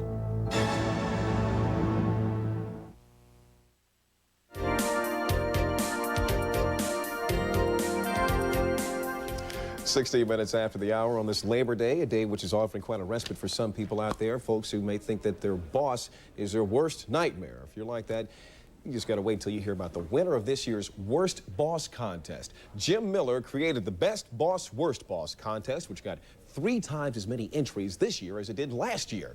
He is a business owner himself, and he is the author of The Corporate Coach, which advises management on how to build a successful employee team. Jim Miller, by the way, has also been heralded as the best boss in the world by his own 700 or more employees. He joins us this morning from Chicago. Good morning. How are you? Good morning, Leon, and good morning to the viewing audience. All right, let's start out with the good stuff, all right? Tell us about the winner in this contest. Who was the best boss? Well, the winner is a fellow by the name of Arthur Dunn with Motorola, and his entry was submitted by a fellow by the name of Jim Lemfiris, who works for Arthur. And I'll tell you, people have asked me, why did Arthur Dunn win the contest? And basically, it was like passages out of the Corporate Coach book, to be honest with you, Leon. Oh, yeah? And, somebody says, well, what is a good boss like? Well, it's a listener, he's fair, he anticipates, he empowers, and that's a big thing today, Leon. Yeah. He plans, he sets goals for his employees, but I think Jim's entry, the last sentence in Jim Lemfiris' entry for the best boss in America is, I've become a stronger and a more enriched individual due to my manager's skills. In other words, he's allowed his employees to grow, develop, and feel better about themselves. And I think that's the challenge to the people watching us this morning, Leon, that are in management, is why not let people grow? Why not let people feel better about themselves? And we talk about it in the book, Leon. Well, how come that is not happening more often? You got 4 times as many bad nominations as you got good nominations. How do you read this? That's a real good question, to be honest, because last year, the second year we've run it, it was a dead heat. It was even up this year, as you said. I think there's some unrest. I think downsizing. I think right-sizing. But I've had a lot of people ask me, well, how come? Just as you did, Leon. And I think there's a lot of people out there that are incapable or incompetent managers that have been promoted. With downsizing, we'll take this person from this position and put them in that position. But I think we've got people who have been promoted into management roles, I don't think have been trained, aren't capable, and I think that's where some of the problems develop. I'll tell you something else I noticed that was very unusual to me, at least, on its face. So most of these, the winners, the folks who've won these, or the Best Boss nominees, were from Fortune 500 companies, which really flies in the face of what most people think about big corporations. I think big corporations and managers there are a little insensitive, and yet, and the worst boss nominee, as we see, was a woman. A woman, yeah. And last year, why, the worst boss was a man, so we, after 2 years, Leon, we got an even split on this thing here, to be honest with you. Yep. But, you know, you just wonder, in the worst boss category, Leon, why do people treat people the way they do? It's always been something that I find it hard to believe that some of the people watching us and have to go to work tomorrow are working in conditions that they're working in, and that bothers me. It really does. Well, stand by just a second. We're going to talk to somebody who I wish this person did not have to go to work anymore. Joining us on the phone now is the person who knows quite well the winner of the Worst Boss category. Good morning. Hello. Are you on the phone with us? Good morning. Yes, I'm on the phone with you. All Can right. you hear me? I can hear you. Now, Okay. since we can't disguise your voice, we're not going to show right. your face or anything, so you don't have to anything to hide from for the rest of this week. Okay. All right. Tell us about your boss. What is it that makes your boss worthy of being the worst boss in the U.S.? I believe it's the treatment of the people, her employees. She's a co-owner of the company. She shows no respect or any managerial skills that you've just discussed with Jim, and thereby she attacks people's morale to try to lower their self-esteem. And by doing that, she just gets more anger from the people that work with her, and we help each other stay up with a high morale, telling each other that we do a pretty good job for this company, or they wouldn't be existing in the 10 or 12 locations they have in other states. So is there any one thing that happened that made you decide that this person is definitely the worst there is? Well, there are so many things, but I could probably give you an example of one of the worst things that I think anyone can do is to either threaten a person's job or to put you in front of a group of people and point out your errors in a meeting, or to keep bringing up anything that's happened 6 months ago and throwing it in your face in front of other office personnel. Just humiliating you. Yes, really, to a very bad degree. And I've seen people leave in tears because she's told people they're not liked by their coworkers, which is really hard for some people to take. And when you go back, and we decide, well, we'll ask each other if this is true, and you find out it's not. It's a lot of lies. Well, how long have you been working here? A year and a half. A year and a half? Uh-huh. I've been there a year and a half. And it's taken you this long to learn to hate this person. Why stick around? It didn't take me that long to learn to hate her, but after you're in a job for 3 to 4 months, you don't want to be job hopping. And I kept thinking, well, this is going to start showing her true colors after 3 months, and it did. And I decided I would tough it out. I had received an injury at work, and I knew that this was going to have to be taken care of. And I thought, just because you're a witch, I'm not going to have to be a witch to you. I'll do the best I can do, and we all do, and just try to get through this and ignore you as much as possible. So that's what we try to do, and we try to keep it on an upbeat type of thing, but she can really destroy people's feelings for the day. Boy, and for you folks that weren't listening very closely, that was witch with a W. Jim, what do you think about this case? What did you think about when you saw the nomination for this particular person? Well, Does it jump out at you? Oh, it did. There were 21 things on the worst boss category that I don't know how she could work for them. But again, and I want to compliment CNN, you, and the whole crew. Today is Labor Day. Today, is a day where we're honoring people who work, and that you've taken time to film this or to show this segment on working conditions. My compliments to CNN for the time that we spent on this. No, well, thank you. I have to admit, looking through some of the nominations for the good and the bad bosses, maybe it's a macabre sort of thing to admit about a person, but it's more fun looking at these bad ones. I can't believe that people do some of these things. What stood out the most to you? What's the worst absolute thing that you saw on any of the nominations? Well, I think the person who died at his desk at 3 o'clock in the afternoon, and the boss wouldn't let the employees call 911 until 5 because he said it would be disruptive and would be non-productive, and he's dead anyhow, so why not just let him there for 2 hours and we'll call 911 after 5 o'clock. To me, Leon, that was the very worst one at all. You're not making this one up. No. That was one of the finalists. That was one that gave a serious run for the worst boss in America. That they let an elderly engineer, be at his desk in a dead position for 2 hours. So there are people out there, you know, I've had people say to me, Leon, why do people treat people like this? I think they're insecure, some of these bosses. I think they get their jollies out of making people feel bad. And why do we have to work? Why not make people feel good?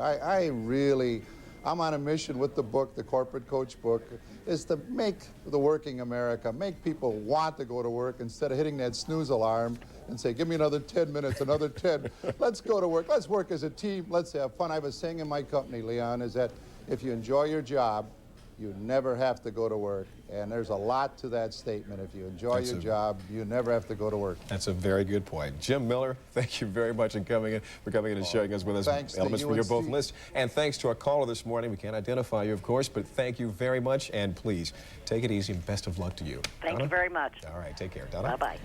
Ahead on CNN Morning News, a Labor Day tradition with star power keeps going and going. An update on the Jerry Lewis Telethon when CNN Morning News continues.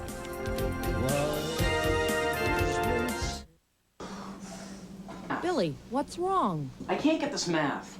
Never before in America and in no other country in the world has it been easier to get top grades in math. How? The answer is Math Made Easy videotapes. Basic math, high school math, or college math, all tested and proven instructional videotapes just for you.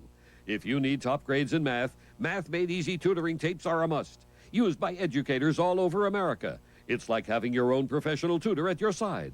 Follow the thousands of students who have gained confidence and have prepared for A's in math. Select the tapes you need. Call now for details and a free brochure. Dial 1-800-MATH-192. Parents or grandparents, now's the time to help a student in your family. Mom, I got an A. That's great. Math Made Easy tutoring tapes are guaranteed. Call now for more information. Dial 1-800-MATH-192. That's 1-800-MATH-192. Take me where the gentle breezes kiss the moonlit sea. Let's run away to a place where love is all you need. Sandoz is for lovers, love is all you need. Fall in love all over, love is all you need. White sands, emerald seas, two can share. Sandoz is for lovers, where it's all included. Love is all you need. For information, call 1-800-SANDALS. Sleep deprivation. 70 million Americans have experienced it, but you don't have to. Introducing Sleep and All Soft Gels with the sleep aid preferred by 7 out of 10 doctors.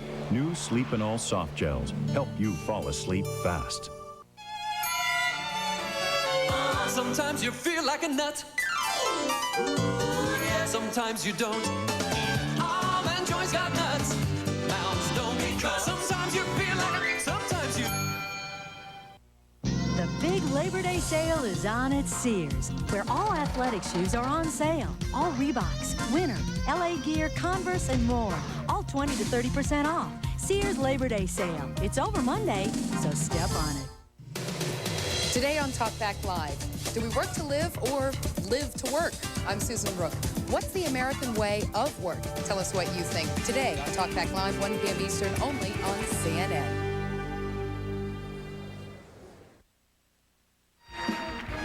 Jerry Lewis's Labor Day Telethon is still going strong this morning. The effort to raise money for muscular dystrophy research is in its 29th year. The 21.5-hour telethon wraps up this evening. Last year, it raised nearly $38 million. Rosh Hashanah, the Jewish New Year, begins at sundown today. This is the year 5755 on the Jewish calendar. Rosh Hashanah begins a 10-day period of reflection, ending with Yom Kippur. One Rosh Hashanah custom is to greet the new year by eating apples dipped in honey, accompanied by the proper blessings. With Labor Day weekend comes heavy travel, and that means a busy time for the nation's toll booth workers. So the Nestle company is showing its appreciation and getting some free publicity as well. Nestle Toll House chocolate chip cookies were delivered to toll collectors in 7 cities, including Philadelphia. About 7 million vehicles pass through U.S. toll booths each and every day. And much more to come for you in the next half hour in the morning news. Now, take a look at this. If this looks like a tasty snack to you, you won't want to miss our report this morning on morning sickness and the latest tips about dealing with it. And find out what's up with your favorite soaps. Our weekly soap opera update, of course, when CNN Morning News continues. Now, go on. Get out of here!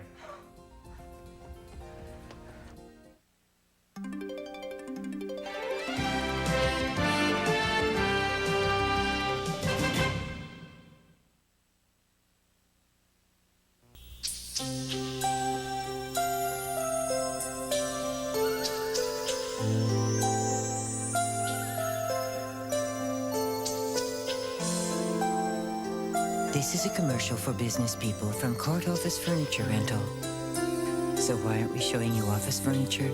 Because we just wanted you to experience the peace of mind that comes when you don't have to worry about that part of your business. Court Furniture Rental, with locations in Boston, Brighton, Framingham, and Burlington. Nature. It has the power to nourish, renew, and protect. That's why Freeman Beautiful Bath Treatments are inspired by everything natural. So Freeman can help keep your skin healthy, smooth, and naturally beautiful. I'm Larry Freeman. And I'm Mark Freeman. And that's a promise from our family to yours. Freeman Beautiful Bath Treatments. From the beauty of nature comes beautiful skin, naturally. This is CNN.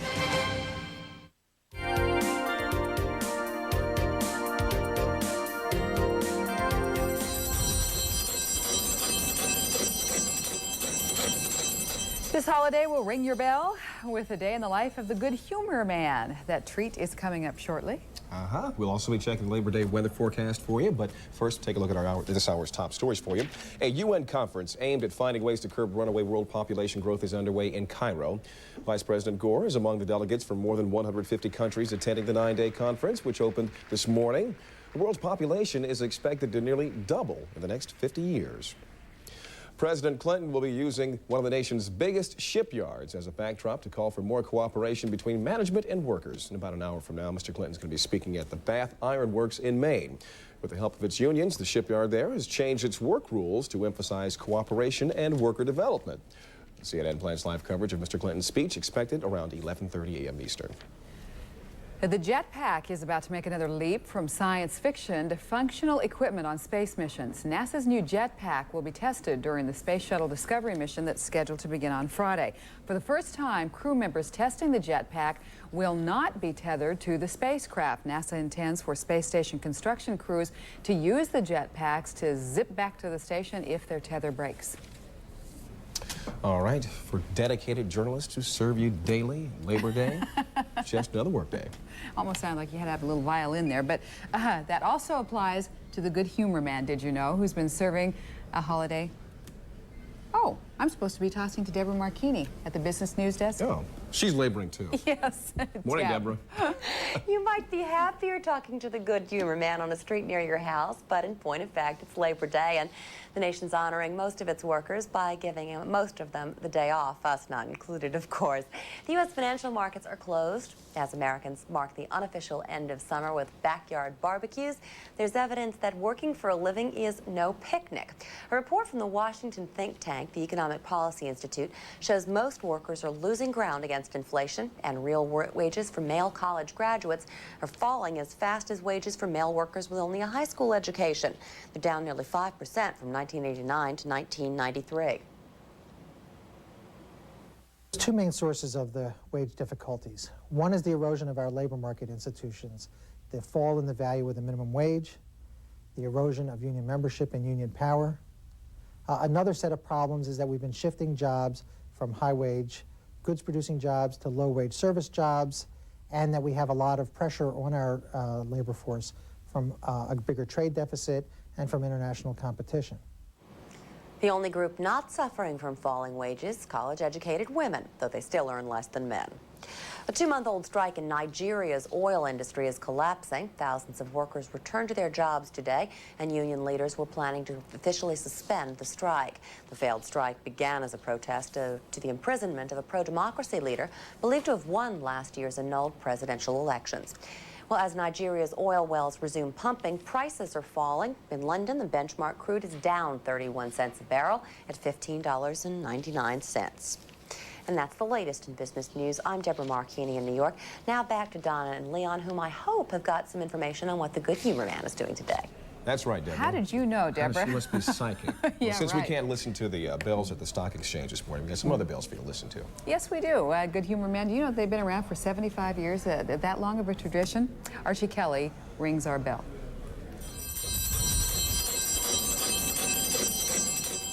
It's a familiar sound and a familiar sight in this suburban Washington neighborhood. Rick Hancock, the Good Humor Man, doing what he has been doing for the past 21 years. Hi, kids. How you doing?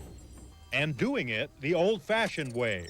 This good humor man with an engineering degree puts on the traditional uniform each morning and drives a good humor truck that's seen well over 500,000 miles. They say, that, where did you get that truck? Well, this is the same truck that came around when they were a kid. And it is a bit of a tradition that I'm carrying on. Hey, what do you want? There they are. The kids look forward, they hear his bell, and they come running out to get the ice cream treats. That's part of the tradition that hasn't changed at all over the years. Because it's like hot outside and it's good to have something to cool off and then go back and play. Ever since I've moved here, he's come and I always ask my parents for money, buy some ice cream for him. Hancock drives one of the few remaining good humor jump trucks. Called a jump truck because you have to jump out of the truck each time to serve your customer. And jumping out perhaps 200 times a day, Hancock says, is something that quickly removes the romanticism from the job. Sometimes the fatigue is really enormous. Sometimes it becomes painful just to keep myself going. All right, thanks a lot, Brian. But he does keep going in spite of the pain and fatigue. He keeps going, he says, simply because there are more customers to serve. So while much around us gives way to change, some things, it seems, do stay the same. In these neighborhoods, at least around Sterling, Virginia, Rick Hancock is making sure of that, making sure the bell still rings, making sure kids continue to get their ice cream on a hot summer day, and perhaps more importantly, making sure this piece of Americana remains alive to touch another generation of American youngsters. Archie Kelly for CNN, Sterling, Virginia. That's great, after all these years. Like I always say, some things never change. That's one of the things you don't want to see change. Yeah, that's right, that's right. Well, we are finally getting on the stick here. I think we're back in the swing of things. Sports with Tom Steiner coming up on CNN Morning News. That's right. Indianapolis Colts from running back Marshall Faulk all over the Houston Oilers in the first weekend of NFL action. See the highlights coming up.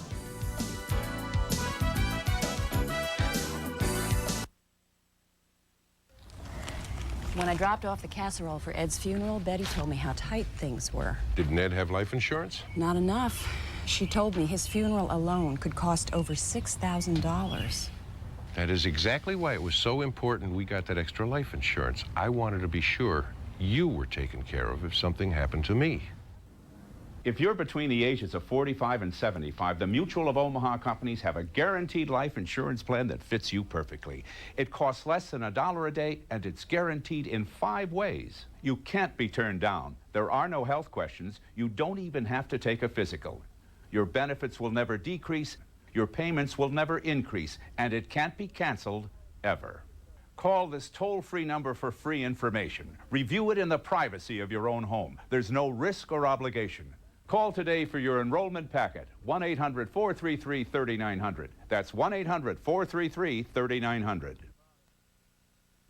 We needed some help finding the right mutual fund. The investment section. So we tried the library. Anything in particular? Yeah, mutual funds. But there was so much to go through, it only made things worse. We need information, but in a form we can use. You gotta be kidding. With so many mutual funds today, it's hard to know where to turn. That's why Fidelity Investments, America's largest mutual fund company, created Fund Match, a program that helps you choose mutual funds to match your needs. I saw your ad in the paper. Another CD was maturing. Yes, I'm wondering if you could send me some So we did our homework and called for information on several mutual funds. We're willing to put in time and effort. See if we can figure that thing out. Who writes this stuff? Yeah, look at this. But there has to be an easier way. To help you choose a mix of mutual funds that may be right for you, Fidelity has the free Fund Match Kit. You'll receive a step-by-step worksheet that helps you develop a personal plan, plus an easy-to-use workbook that explains the importance of diversification. So call Fidelity today for your free Fund Match Kit. Call 1-800-643-8585.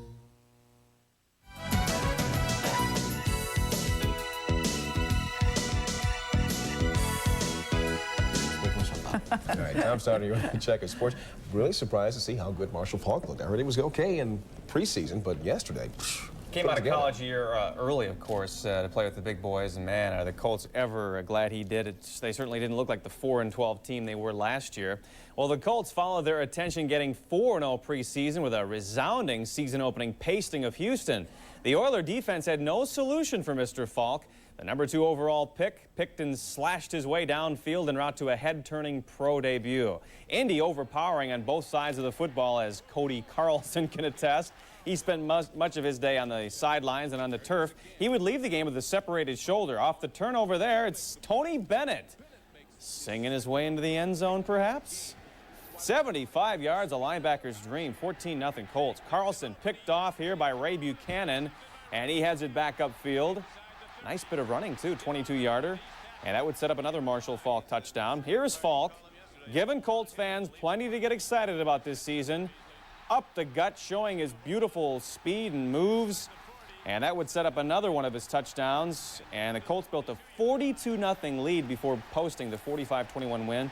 Here's what Faulk did in the afternoon. Less than 3/4 of work, average better than 6 yards a carry. Says the biggest difference now for him is compared to the preseason, he's not thinking as much, but reacting. No, the butterflies weren't there today. I knew what I had to do. The offensive line, they are experienced, and they give me confidence. They tell me you can run the ball in this league, you can do it, and they give me a lot of motivation to want to run the ball harder, to want to get extra yards after being hit or whatever. Golden oldie Dan Marino can still do it, spinning the hits to lead the Dolphins past the Patriots in a wild aerial show in Miami. That, his 300th career touchdown, went to Keith Jackson. Now to the frantic fourth in this track meet. Look at Dan the man step up and find Irving Fryer in stride. Can you remember the Patriots let this guy go? Wow. Drew Bledsoe, he had a fantastic afternoon as well. To a diving Ray Crittenden in the end zone, and the Patriots have a 3-point lead. This is the key play of the game, a 4th down and 5 for Marino. The crafty pro that he is throws a dangerous pass to Fryer. His 3rd touchdown of the game. Marino with 5 touchdown strikes, 473 yards passing, and if you like offense, yeah, Joe Robbie the place to be. Marino showing little, if any, signs of that Achilles injury that put him out almost all of last season. Bledsoe just 22 years old. Can you imagine what a future he has? Cleveland's special teams were very special. The Bengals got burned twice. This is Randy Baldwin off a kickoff. Broke a tackle there, and you got to check this move out here. Going full speed, and then just slows down. Stutter step, and he totally juked Darrell Williams 85 yards. You want more? Eric Metcalf. We saw him do this last year off the punt. It's a club record 92-yard return with style and flair. Browns win it. It's the first time in 17 years a team has returned a punt and a kickoff for TDs in the same game.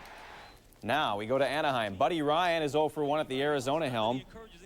The Rams, winless in the preseason for the 2nd straight year, made all the winning plays to pull it out. Off the turnover, Larry Centers coughed it up right into the hands of Todd Light, and he goes the distance. Made it look easy, and then he kind of shows off a bit. 74 yards, that put the Rams on the board. Buddy wasn't blowing his lid, but had to blow his honker there a little bit. Chris Miller looking pretty good in his debut. Over the middle, Jesse Hester. And look at the touchdown-saving tackle by James Williams. That's going to put a knee out, but he's okay. Jerome Bettis, the big bull, get out of his way. He gets it over the goal line. The Cardinals control the ball for nearly 2/3 of the game, yet they come up short. Here's a look at all the Week 1 action.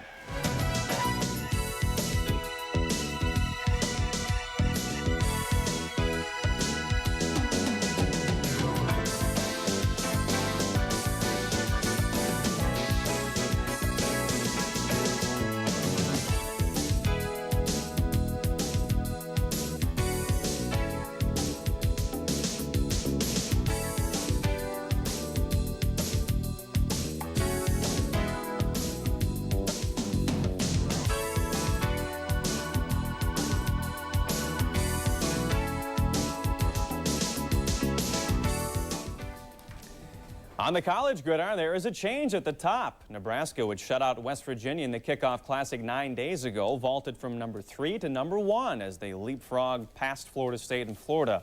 The Huskers put that number 1 ranking on the line this Thursday night at Texas Tech. Well, the door to the U.S. Open's 4th round was closed in the face of Stefan Edberg. The 5th seed won't have the chance to wear a 3rd U.S. crown after he was sent home in straight sets by fellow Swede Jonas Bjorkman.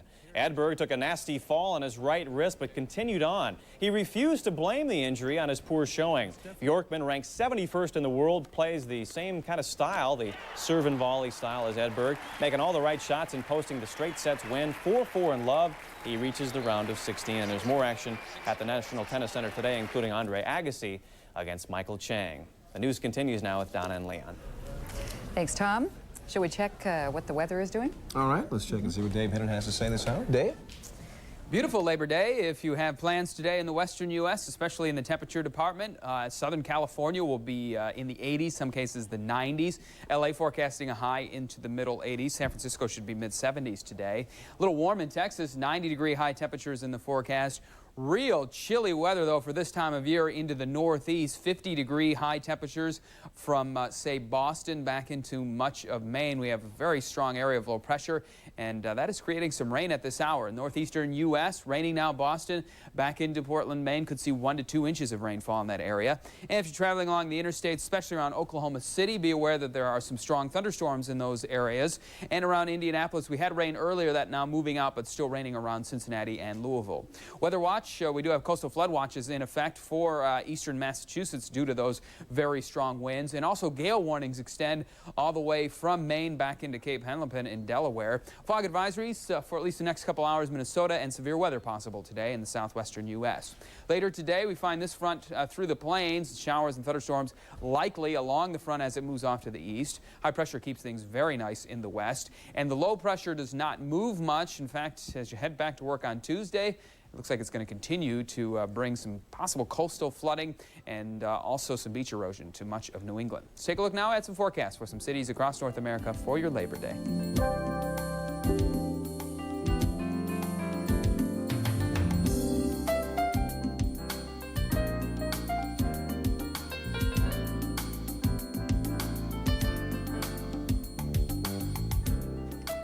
More weather for you next hour. We'll check the airports. If you have airline plans, we'll tell you where the delays are. Donna?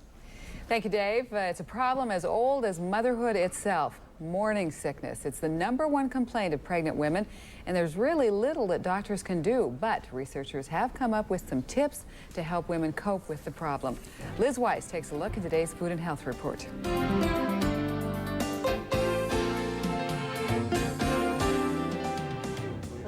Carol Korbman had the nose of a hound dog when she was suffering from morning sickness.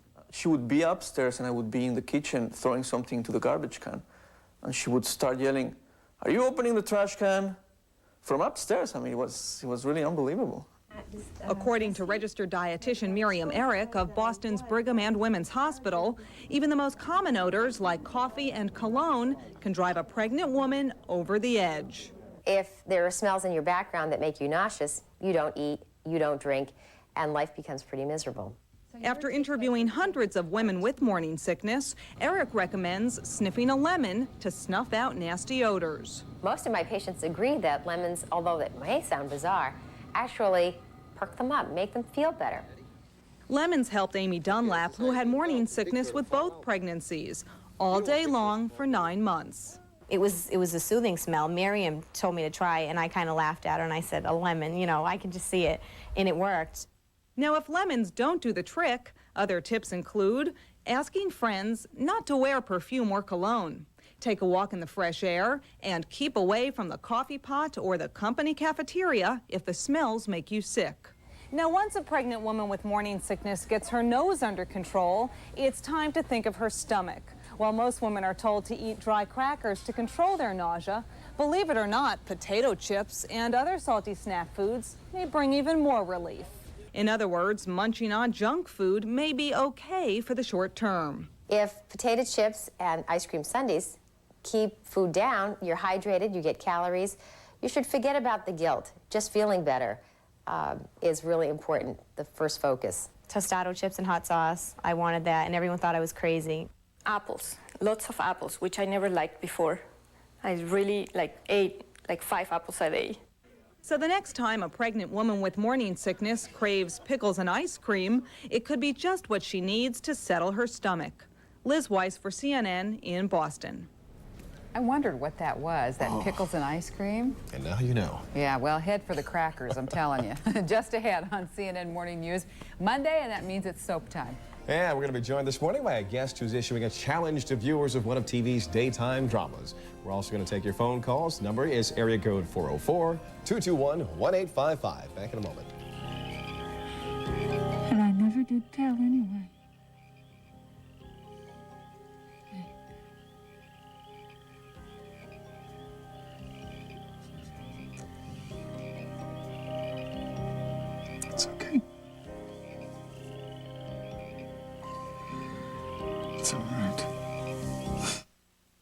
Food and Health is brought to you by Del Monte Fresh Produce. Freshness you know by name.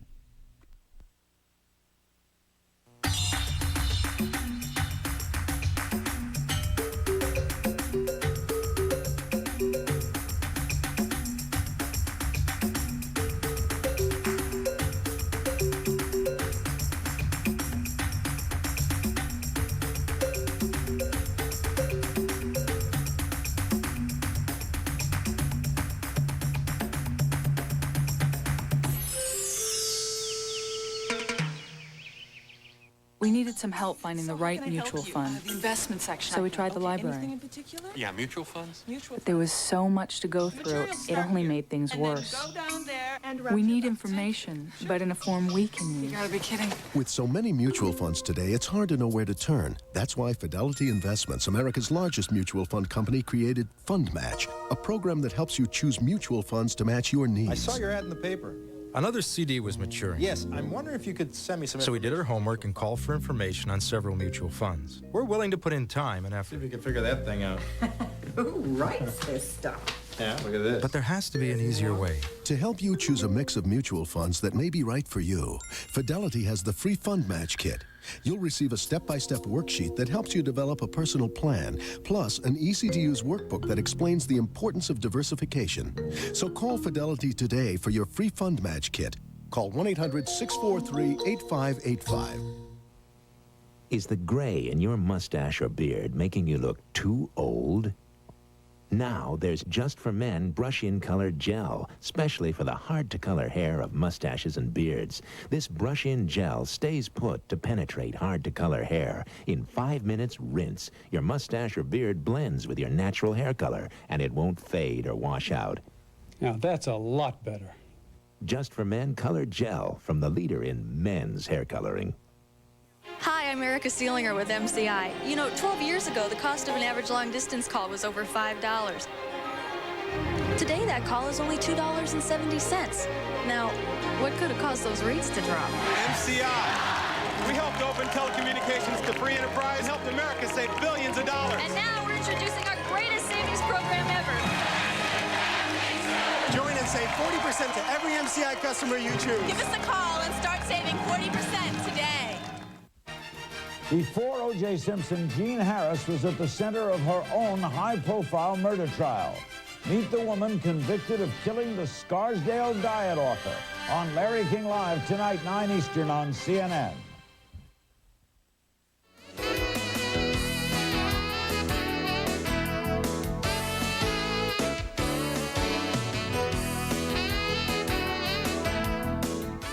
You bet it's a holiday, but we're not taking a break from our weekly update of your favorite soaps and Soap Opera Digest. Well, it's 8 million readers strong. That's where folks go to find everything they need to know about the stars and plot lines of all the daytime dramas. Digest Editor-in-Chief Lynn Leahy, usually with us, not with us today, but filling in for her from our New York Bureau is Executive Editor Carolyn Hinsey. Carolyn also is an expert on the soap General Hospital. She'll be taking your phone calls, and if you think you can stump her and challenge her on General Hospital, you go right ahead and try. Morning, Carolyn. Good morning. I'll do my best. Okay, very good. What happened last week that you can fill us in on? Well, on All My Children, Alec voluntarily gave up custody of Jamal, and on As the World Turns, Duncan told Jessica he'd chosen Shannon. Right now, I'd like to show a clip from Loving of Clay telling Steffi that he and Deborah were not really married.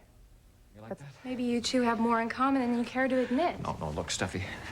I know that you have been terribly hurt by all this, but I can explain. Clay, why should I believe anything that you have to say? There is a piece in all this that you don't know. I haven't been able to tell you until today. What? Your mother and I are not legally married. What? The wedding ceremony was a fake.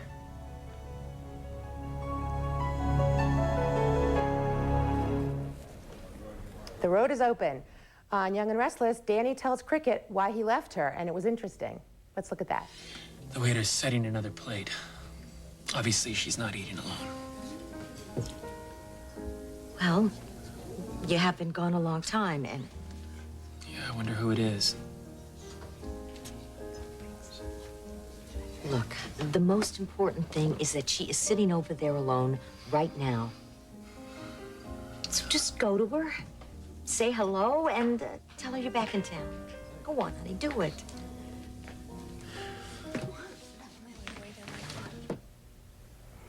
And on Another World, Charlene remembers Tom trying to drown her. He grabbed my legs and was pulling me down. And the deeper I went, the more it felt like he was pushing me. Down and down. He was trying to drown you? Down. And he had hold of my hair. Hold of my hair. And he was hanging onto it and wouldn't let go of my throat and my lungs. Oh, God, my lungs. They were burning.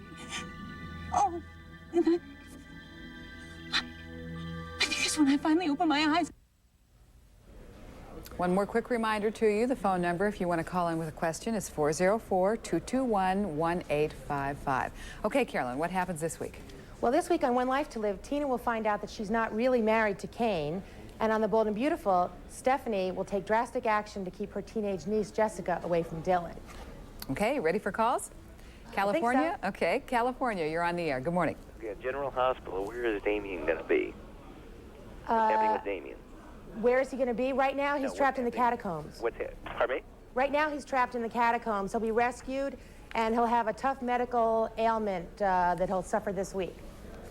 Is General Hospital a soap that you've watched for a lot of years? Yeah, it was the only one I had watched when I got this job. So I asked Lynn if that could be the one that I covered, and she graciously let me. So okay. I'm a pseudo-expert now. All right. Canada, hello, you're on the air with us. Hi, good morning. On Bold and the Beautiful, the gentleman that played Prince Omar, will he let Taylor come back in time to stop Brooke's wedding? Well, I certainly can't tell you what's going to happen. It looks like he's doing everything to keep her from making the wedding. And stay tuned is all I can tell you. Oklahoma, your question, please. Yes, I watch Another World all the time, and I love it, because it gets to the point. But I would like to know why the men on soap operas are so easily manipulated, and why the women are strong to a point, then they just wither into some man's arms who comes and saves the day. Well, how much time do you have? I thought this was a brief segment. I think soap operas are a great place for women to shine, and a lot of the writers are women, and the female actresses get the chance to do that. Wisconsin, you're on the air with us. Hello. Hello. Yes, on One Life to Live, I would like to know, I think that the new Joey is miscast, and I'm hoping they're not going to put him in with Dorian. Well, I have very bad news for you. It looks like Joey and Dorian are going to be headed for something, whether it's romance or not, I can't tell you. But they did age the character, which some people find very jarring, so I can appreciate your distress. Montana, good morning. Yes, I'm calling about The Young and the Restless. Okay. Is Jack going to find out that he has a son before he marries Mary Jo? I don't know the answer to that. There's no wedding date set with Mary Jo, and we just found out last week that he had a son, that Chemo was his son. So my hunch is he will, but I guess we'll have to keep watching. Well, we're glad you could join us this morning. Carolyn Hinsey, she's executive editor of Soap Opera Digest. Thanks Didn't get stumped on General Hospital. Nope, no calls. We'll see you again soon. Thanks. Okay. And just ahead on the morning news, discovery out of destruction. We'll learn how a building implosion helped archaeologists recover some artifacts from last centuries. Fascinating. Stay with us.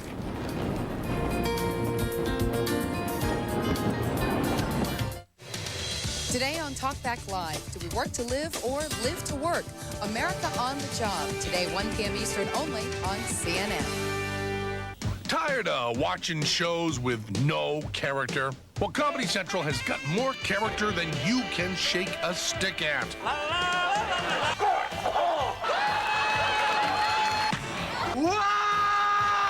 Spend some quality time with the cast of Saturday Night Live, the show that builds character every weeknight at 10. Only at Comedy Central. What the hell is going on here? Watch Comedy Central on Cablevision.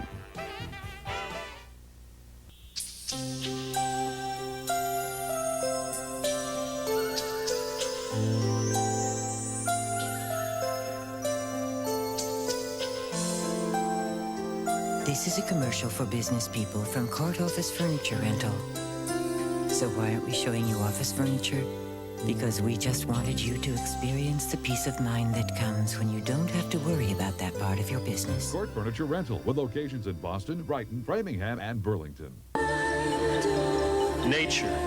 It has the power to nourish renew, and protect. That's why Freeman Beautiful Bath Treatments are inspired by everything natural. So Freeman can help keep your skin healthy, smooth, and naturally beautiful. I'm Larry Freeman. And I'm Mark Freeman. And that's a promise from our family to yours. Freeman Beautiful Bath Treatments. From the beauty of nature comes beautiful skin, naturally. Hello, I'm Creed Jackson, author of The Intelligent Remodeler. As a professional cost estimator, I'm often asked, how much will my remodeling project cost? We at Construction Consulting Services have those answers. As your construction specialist, we work for you. Your remodeling cost report contains all the information you need to complete your project, and we itemize every task. To find out how much your remodeling project will cost, call Construction Consulting Services at 617-859-3700.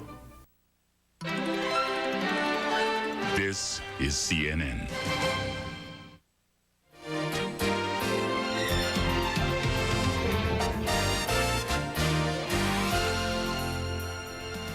A Labor Day look at the changing workplace. As companies streamline, many are looking for friendlier ways to lay off employees. And then searching for ways to stop runaway population growth. Delegates from around the world gather in Egypt.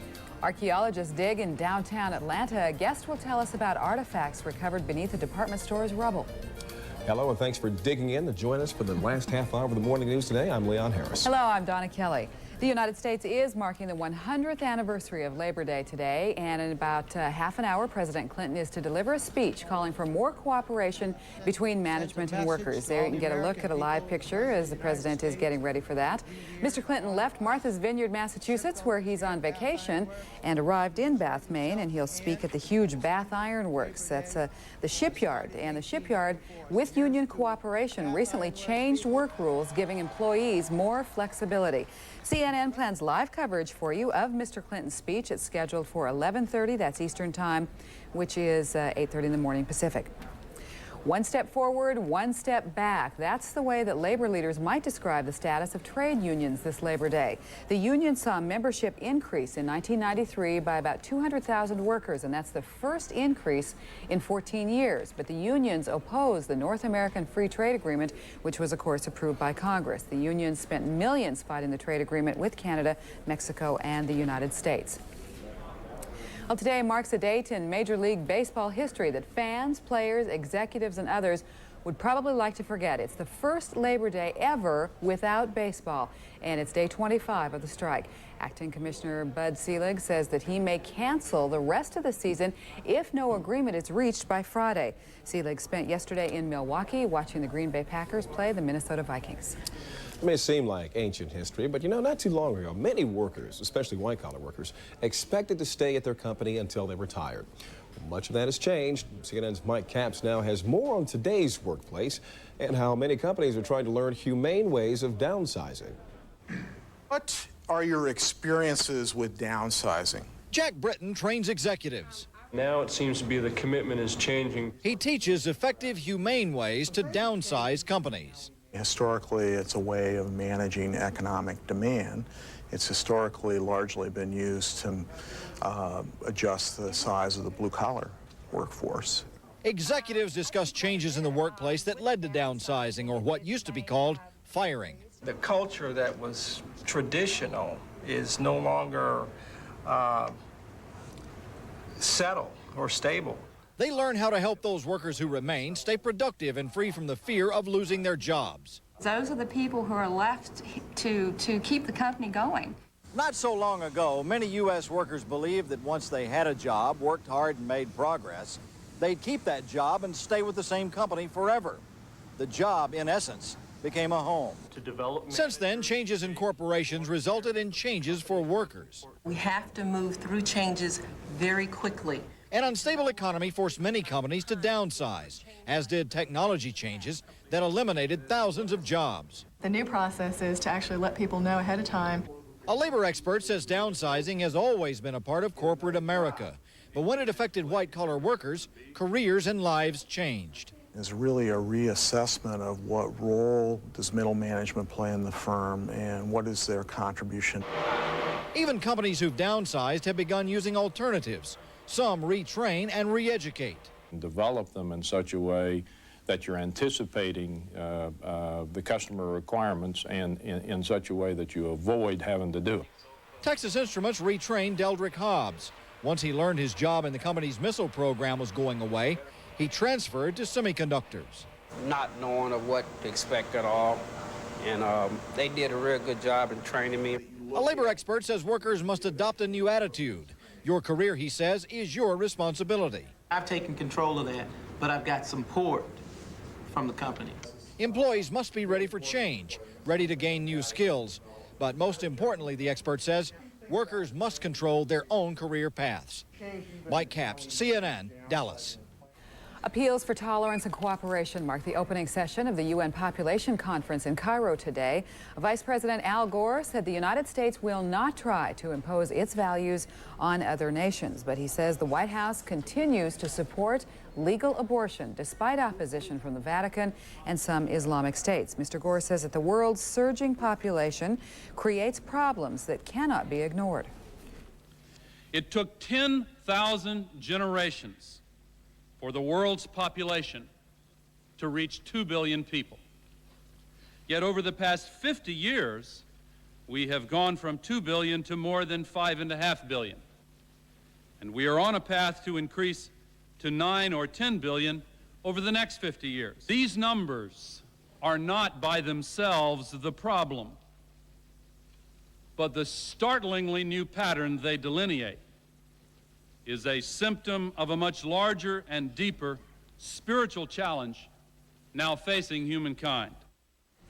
UN Secretary General Boutros Boutros-Ghali is calling the conference a turning point in efforts to deal with overpopulation. Delegates are working on a long-range plan to control population growth. Security was tight as the conference got underway. Some Muslim extremists opposed to population control have threatened to use violence.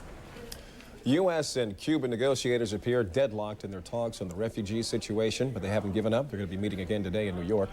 Yesterday's session was the third in a series. When it ended, a U.S. spokesman said, quote, "The differences are significant. The U.S. has proposed expanding legal Cuban immigration if President Fidel Castro will take steps to stop the refugee exodus. The U.S. Coast Guard reports intercepting 102 Cuban refugees at sea early this morning. Yesterday's total was 1,179. The Coast Guard officer discussed these numbers with CNN's Susan Cantiotti. As of 6 a.m. this morning, more than 100 migrants have already been intercepted from the high seas. Comparing this to yesterday, only 32 had been picked up as of this time. How does this compare with yesterday's pace, would you say? Obviously, right now, it's triple the numbers of yesterday right now, but things can change over the course of 24 hours.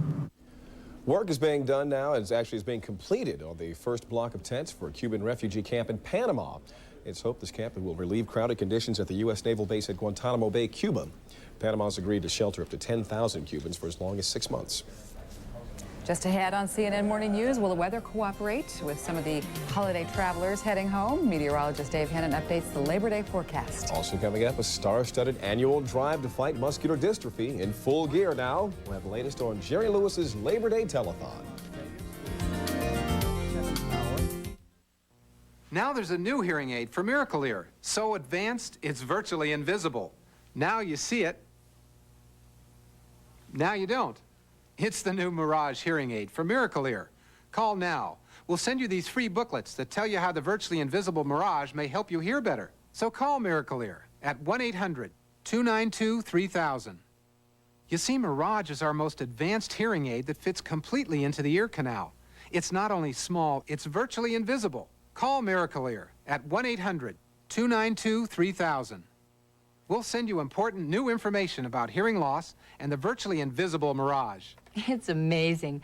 I know he's wearing it, but I can't see it. If you call 1-800-292-3000 right now, we'll also send you this free videotape, Hearing Loss and You. It'll show you the most common causes and solutions for hearing loss. And we'll include the free booklets about the new Mirage hearing aid from Miracle Ear. Do you question your bladder control protection? The answer is new technology from Attens that you can sample for free. What makes it so new? Only new Attens has perma-dry fibers woven in to absorb faster. Great! Really? To see for yourself, call 1-800-ATTENDS now for a free sample by mail. Do you have the right kind of protection for me? Ask for a pad, guard, undergarment, or brief. We'll help you choose the right size. Great. Call for a free sample today and look for ATTENDS in the store. The closest, the safest, the smoothest. Gillette Sensor, the best shave in the world. TV Guide says cheers to Mary Tillotson and CNN and Company, a hard-hitting public affairs show in the tradition of Brinkley and McLaughlin. Real talk about today's issues. CNN and Company today, 11:30 Eastern on CNN. Well, I heard it. You've heard that laugh before, I'm sure. Labor Day and the Jerry Lewis Telethon have become synonymous over the years. 1994, no different than those other years. Lewis is enlisting stars like Wayne Newton to help raise money to find a cure for muscular dystrophy. This Labor Day marks the 29th year that Jerry Lewis has held his telethon. He says that gene therapy and DNA research have helped move researchers closer to a cure for muscular dystrophy and other neuromuscular diseases. And Wayne's hair is going strong. Going strong. I don't know if anybody else noticed that, but I just did. Well, and it's good that you point that out then. That's my job. All right, let's check and see if it's a good hair day for other folks out there weather-wise today. Dave Hannon is here. Dave. Well, maybe not so good in the Northeast. It is going to be very windy there today and already windy in some areas.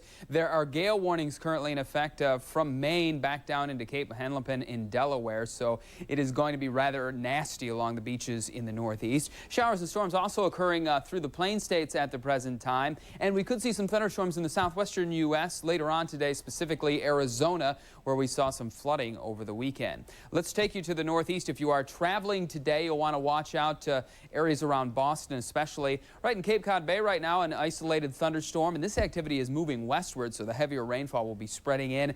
Interstates like 95, 93, 495 around Boston, be aware that the roads will be slippery, and there'll be some torrential rains in some areas later on today. Portland to Eastport also seeing some rain at the present time. So the precipitation outlook, showers, thunderstorms heaviest northern Arkansas, southern Missouri. Rainfall also heavy in sections of the Northeast. Beautiful day in the western U.S. You'll enjoy nice Labor Day weather from the Pacific Northwest on down into Southern California, where highs will be in the 80s today. High pressure continues on into Tuesday. As you head back to work, though, in the southeast, it looks like some showers and thunderstorms are on the way. And notice that pesky area of low pressure in the northeast is not going to move anywhere anytime fast, so the rain continues there right on in to the evening hours on Tuesday. Let's take a look now at some forecasts for Labor Day for some cities across North America.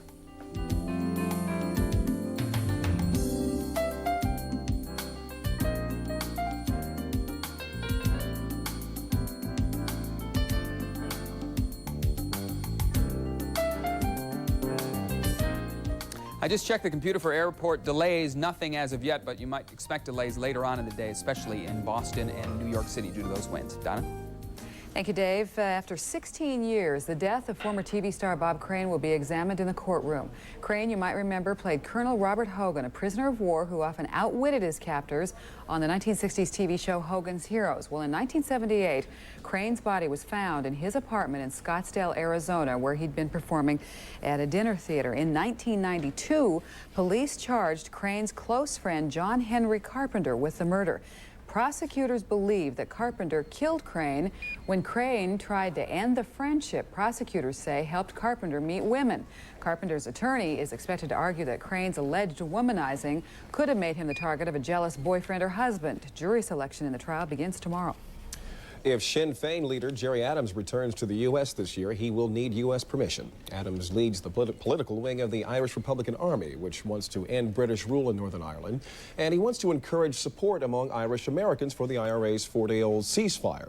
A London newspaper reports that President Clinton, who approved a visa for Adams in February, may be intervening in Adams' behalf again. The White House says it is unaware of a visa request from Adams.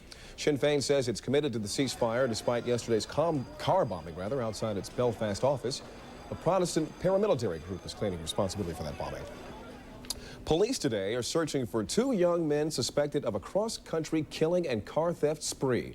The crime trail began in Port Washington, Ohio, and has led to Fulton, Missouri, and Oklahoma City, where Kevin Ogle of CNN affiliate KFOR picks up the story. It was around noon Sunday when Oklahoma City homicide detectives were called to the west side of Draper Lake. 2 motorcycle riders found the body near some trees. It was that of 37-year-old Roxy Riddell. She was a security guard for the marina at Lake Stanley Draper. There are signs of trauma to her head. It's being investigated as a homicide. Nearby was a car with Missouri tags. According to Missouri authorities, the car belonged to William and Flossie Brewer, an elderly couple recently found shot to death in Fulton, Missouri. Now, these are the 2 men investigators believe killed the Brewers. 22-year-old Lewis Gilbert, who had served prison time for theft, and 16-year-old Eric Elliott, who was facing a charge of breaking and entering. Both men from Ohio, where they're wanted in a kidnapping case involving a 79-year-old woman. Her car was found near the site of the Missouri killings. Back in Oklahoma City, police are working to figure out how the body found Sunday plays a role in the string of crimes.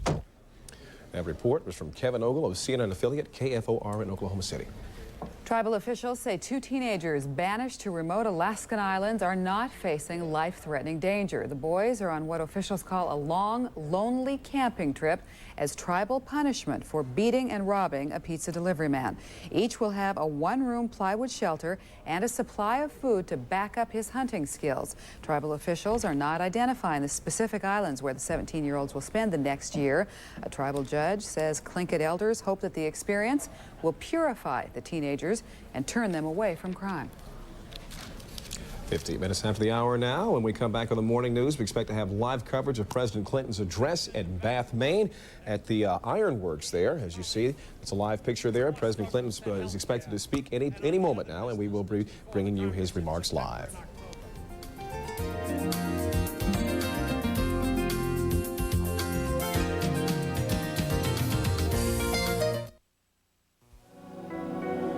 You might be confused by all the different types of pain relievers and all their claims, but your doctor isn't.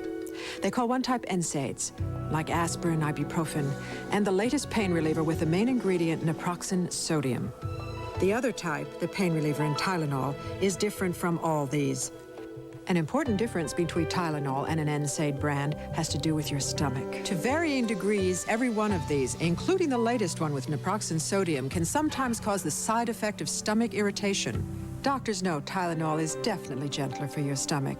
The choice is clear. A brand that can irritate your stomach, or Tylenol that won't. The choice is yours. Tylenol, the pain reliever hospitals use most. When the doctor told me to come in right away, I was scared. This burning pain was real. Was I relieved when my doctor said Mylanta? For heartburn, Mylanta is the antacid doctors recommend most. My doctor said Mylanta. According to the mutual fund forecaster, the Kaufman Fund is the #1 performing mutual fund from the market low of December 4th, 1987 through June 30th, 1994. The Kaufman Fund invests in small companies with substantial growth prospects. The fund is managed by Wall Street's dynamic duo Hans Uch and Lawrence Ariana. The fund was awarded Morningstar's highest 5-star rating. Call now for your prospectus, 1-800-824-0600. The Kaufman Fund, 1-800-824-0600. In the war against termites, only one company has a weapon like this. The exterminator, the Orkin Man. Armed with the latest technology, the Orkin Foam System. No termite treatment is more effective than Orkin Foam. Unlike other methods, it penetrates completely to stop termites cold. Guaranteed. The exterminator, the Orkin Man. One call destroys them all.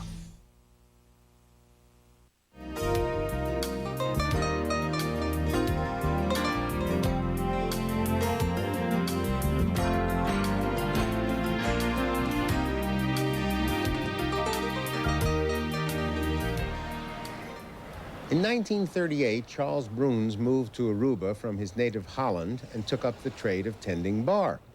After a few years, he was able to open his own place. Being a straightforward fellow and rather direct, he called the establishment Charlie's Bar. Does get directly to the point, doesn't it? No confusion. Not like trying to figure out what you're doing in a place called Fridays when it's only Monday. When you aren't here, you are in a bar, and it's Charlie's. And because of the unusual history associated with Charlie's Bar, it's become somewhat of a national monument. Charlie's is in St. Nicholas, just at the gate of what was once the most important oil refinery during the Second World War. German subs would attack the area, and at the end of each attack, everyone would go to Charlie's to make sure that everyone else was still alive and to celebrate that point with a few drinks. These days, Charlie's bar is operated by Charlie's son, Charlie Jr. The old man really had a way with names. But he also had an even more interesting approach to interior design. You have got to see this place to believe it. You know, if anybody from House and Garden sees you in here, they might cancel your subscription. And Martha Stewart could easily come to your home and just take back all of her books. On the other hand, Charlie's the kind of guy that might take them all on and publish a fabulous full-color picture book entitled Decorating with 20,000 Things You Thought You Loved. From Aruba, that's what's cooking for today. I'm Bert Wolf. What's Cooking is brought to you by Marshall's, where you never, never, never pay full price. Back in my day, there were two kinds of shoes, right and left. Times have changed, but at Marshall's, the prices haven't. Buy any pair of shoes, get a second pair half off, and that's half off our already nostalgically low prices on a huge selection of popular name brand shoes for men, women, and kids. So don't drag your feet. Hurry into Marshall's for today's fashions at yesterday's prices. Marshall's. Hey, nice bowl of cornflakes. Yeah, I eat them all the time. Well, you could eat total and get 100% of 12 vitamins and minerals. Try to get that from cornflakes, and you'll have to add more than just milk. Like what? Well, you could try strawberries for vitamin C, wheat germ for some E. What germ? Asparagus for folic acid, spinach for A, oysters for iron. Look out. I'll try total. Whole grain total. One bowl, 100%. Hey, looks like you like it, too. It's nighttime. You've got a headache and can't sleep. You would take a nighttime medicine, but you're worried. Why? This is aspirin-free and gently helps you to sleep. This is the only one that's treated nighttime headaches and sleeplessness over 200 million times. Aspirin-free Excedrin PM. The only one made by Excedrin, the headache medicine. This is the PM medicine for headaches from Excedrin. Aspirin-free Excedrin PM. Today on Talk Back Live, do we work to live or live to work? I'm Susan Brooke. What's the American way of work? Tell us what you think today on Talk Back Live, 1 p.m. Eastern, only on CNN.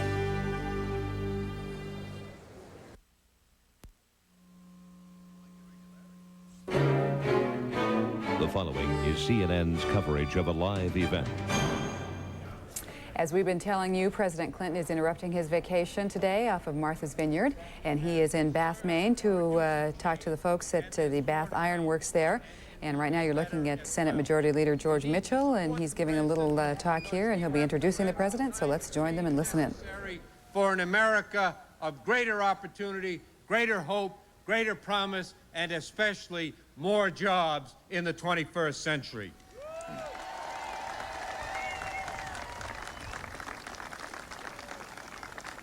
It is also appropriate that the President come to this shipyard because no administration in the past quarter century has been more supportive of American shipyards than has this President. His budget proposed full funding for the Aegis destroyer program, recognized the importance of a strong Navy to our nation's defense and the importance of the Aegis destroyer program to our Navy. As a result, this yard is prospering. In addition, recognizing the need for change, reflecting the changes in the world today, the President proposed the most substantial defense conversion program since the Second World War, and the Technology Reinvestment Program, which he initiated and pushed through the Congress, which didn't get much news because it wasn't controversial, is now at work right here in Bath, laying the foundation for the diversification of this shipyard in the future, so that the men and women whose skills for the past years and now are devoted only to making warships will in the next century be able to use those skills in commercial shipbuilding as well. Bath Iron Works is doing well under the Clinton administration, and Bath Iron Works is going to do even better in the next century because of the Clinton administration.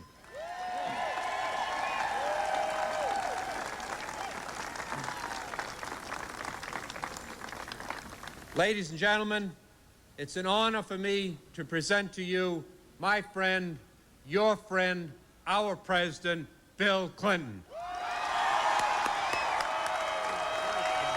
Thank you. Thank you. Thank you. Thank you. Thank you very much. Thank you.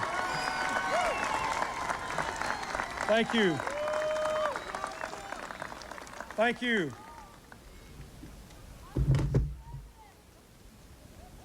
I got down off the podium. You don't mind, do you?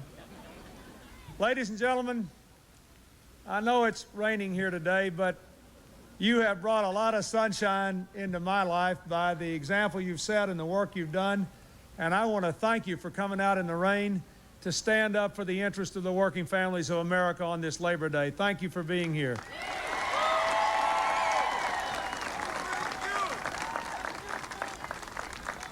I thank our great labor leaders, Tom Donahue and George Corpius for being here. I want to thank Buzz Fitzgerald and Stoney Dion. Tom talked about the ironworks being run by two guys named Buzz and Stoney. It sounded like a television series, and if you do what I expect you to do here, we may get a television series out of this yet. I also want to say a special word of thanks to my good friend Joe Brennan for being here and for presenting himself as a candidate for governor again.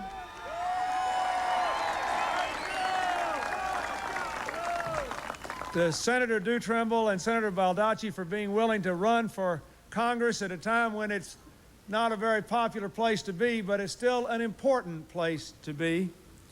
And I want to say a special word of thanks to Tom Andrews for his leadership in the United States Congress to help us rebuild the shipbuilding industry in America and help turn this economy around.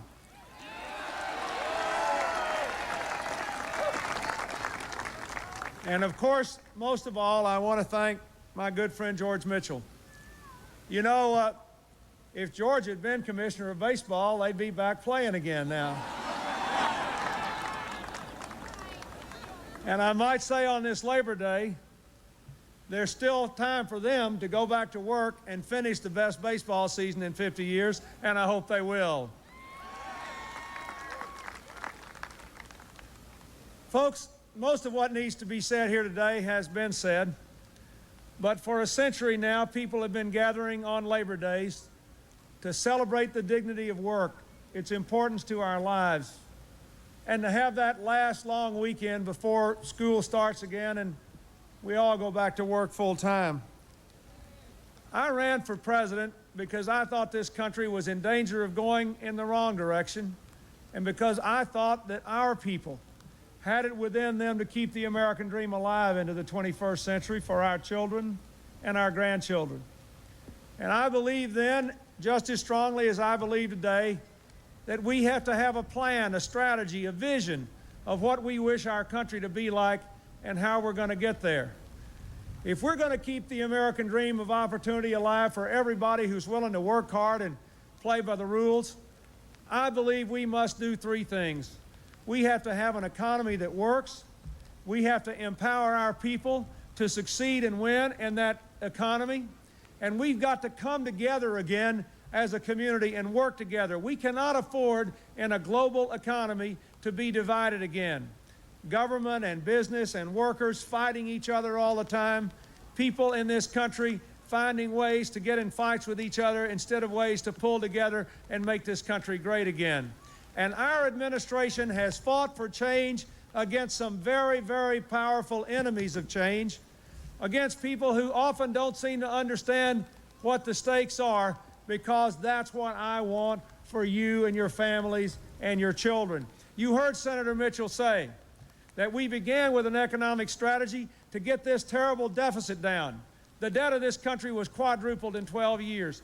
We are bringing the deficit down for 3 years in a row for the first time since Harry Truman was president. And we're doing it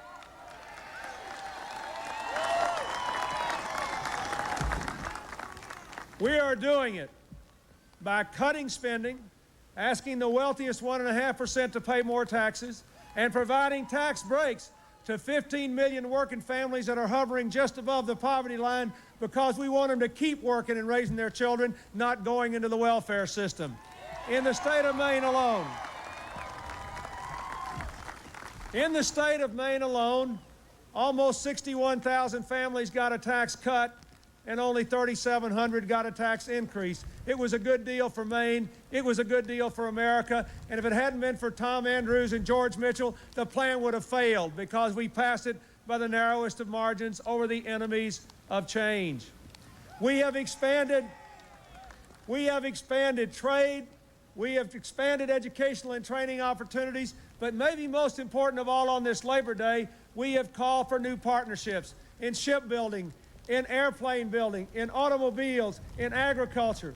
The partnership here that you've heard these people detail between labor and management is the thing I came here to highlight. Even in the driving rain, the rest of America should know that if you can take a 110-year-old company and redesign the relationships of labor and management in a new partnership and ask the national government to help you to build a commercial future as well as a defense future, then every manufacturing facility in America can do the same, and we can rebuild this economy on the strength of your example.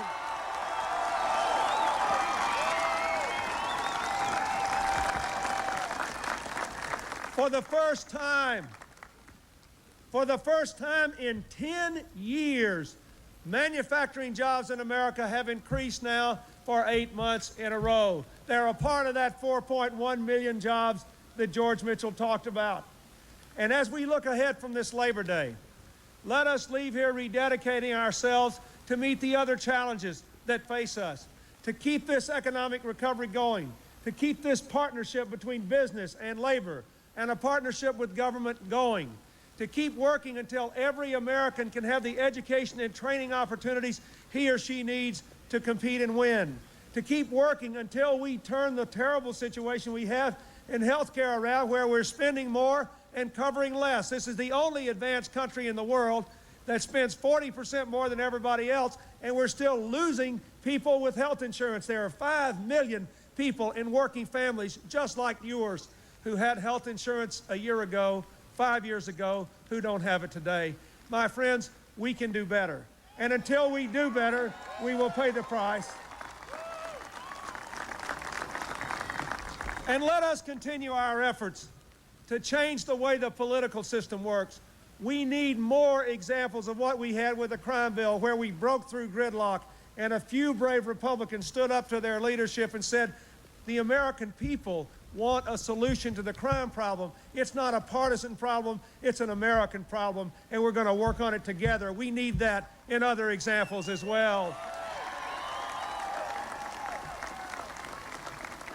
We need the Congress to pass the laws reforming the lobbying practices and the campaign finance practices in Washington to help to free people to make the courageous decisions that have to be made. And finally, let me say this. And I want to close with this because I want you to think about this as you leave. We got to get out of here. We're going to raise health care costs by staying in the rain too long. We can create more jobs. We can empower you to seize those jobs. But unless we get back to good old-fashioned American values of working together in partnership, we're still not going to do what we ought to do. Everybody is for change in general, but they can always find a reason to be against it in particular. Believe me, there will never be a bill in Congress that is perfect because we are not perfect people. There is always some reason we can find to say no, to turn away from tomorrow, to be divided from our friends and neighbors. This Bath Iron Works is coming back because Stoney and Buzz and all the other people put aside their differences to find something they could say yes to. This is going to happen in America because this administration is working with the tools we have to rebuild the American economy in partnership, not sitting on the sidelines and not promising you miracles, but promising you progress. And I ask you as you leave here today to reward people in public life who will say yes to America, who will look for ways to come together, not be divided, who will ask you to be courageous enough to face the tough decisions. That's the real way to make sure we have a 21st century where the rain brings the sunshine. Thank you, and God bless you all. Out in the rain, President Clinton at Bath, Maine at the Bath Iron Works, emphasizing working together in a new partnership on this Labor Day holiday. President took off from his vacation on Martha's Vineyard to come and make this speech at Bath Iron Works. He still has a couple more days of vacation left, but he did make a little joke about the rain, saying we better get in before it raises health care costs. So he is talking to the folks who are there at Bath Iron Works. What they've done is put together a new contract over a 3-year period where the workers and the managers share the responsibility of the decisions that they make for the company in the future. And then if a worker, as George Mitchell was talking about to the majority leader before, talked about the defense conversion program and the technology to change over, that's very important here because they've had those Cold War cutbacks. And so if they go with more than one trade, then they get more pay increases. And he highlighted that in the new partnerships that they put together. We'll take a break here, and CNN and Company is coming up next. Don't go away. This has been a CNN Live event.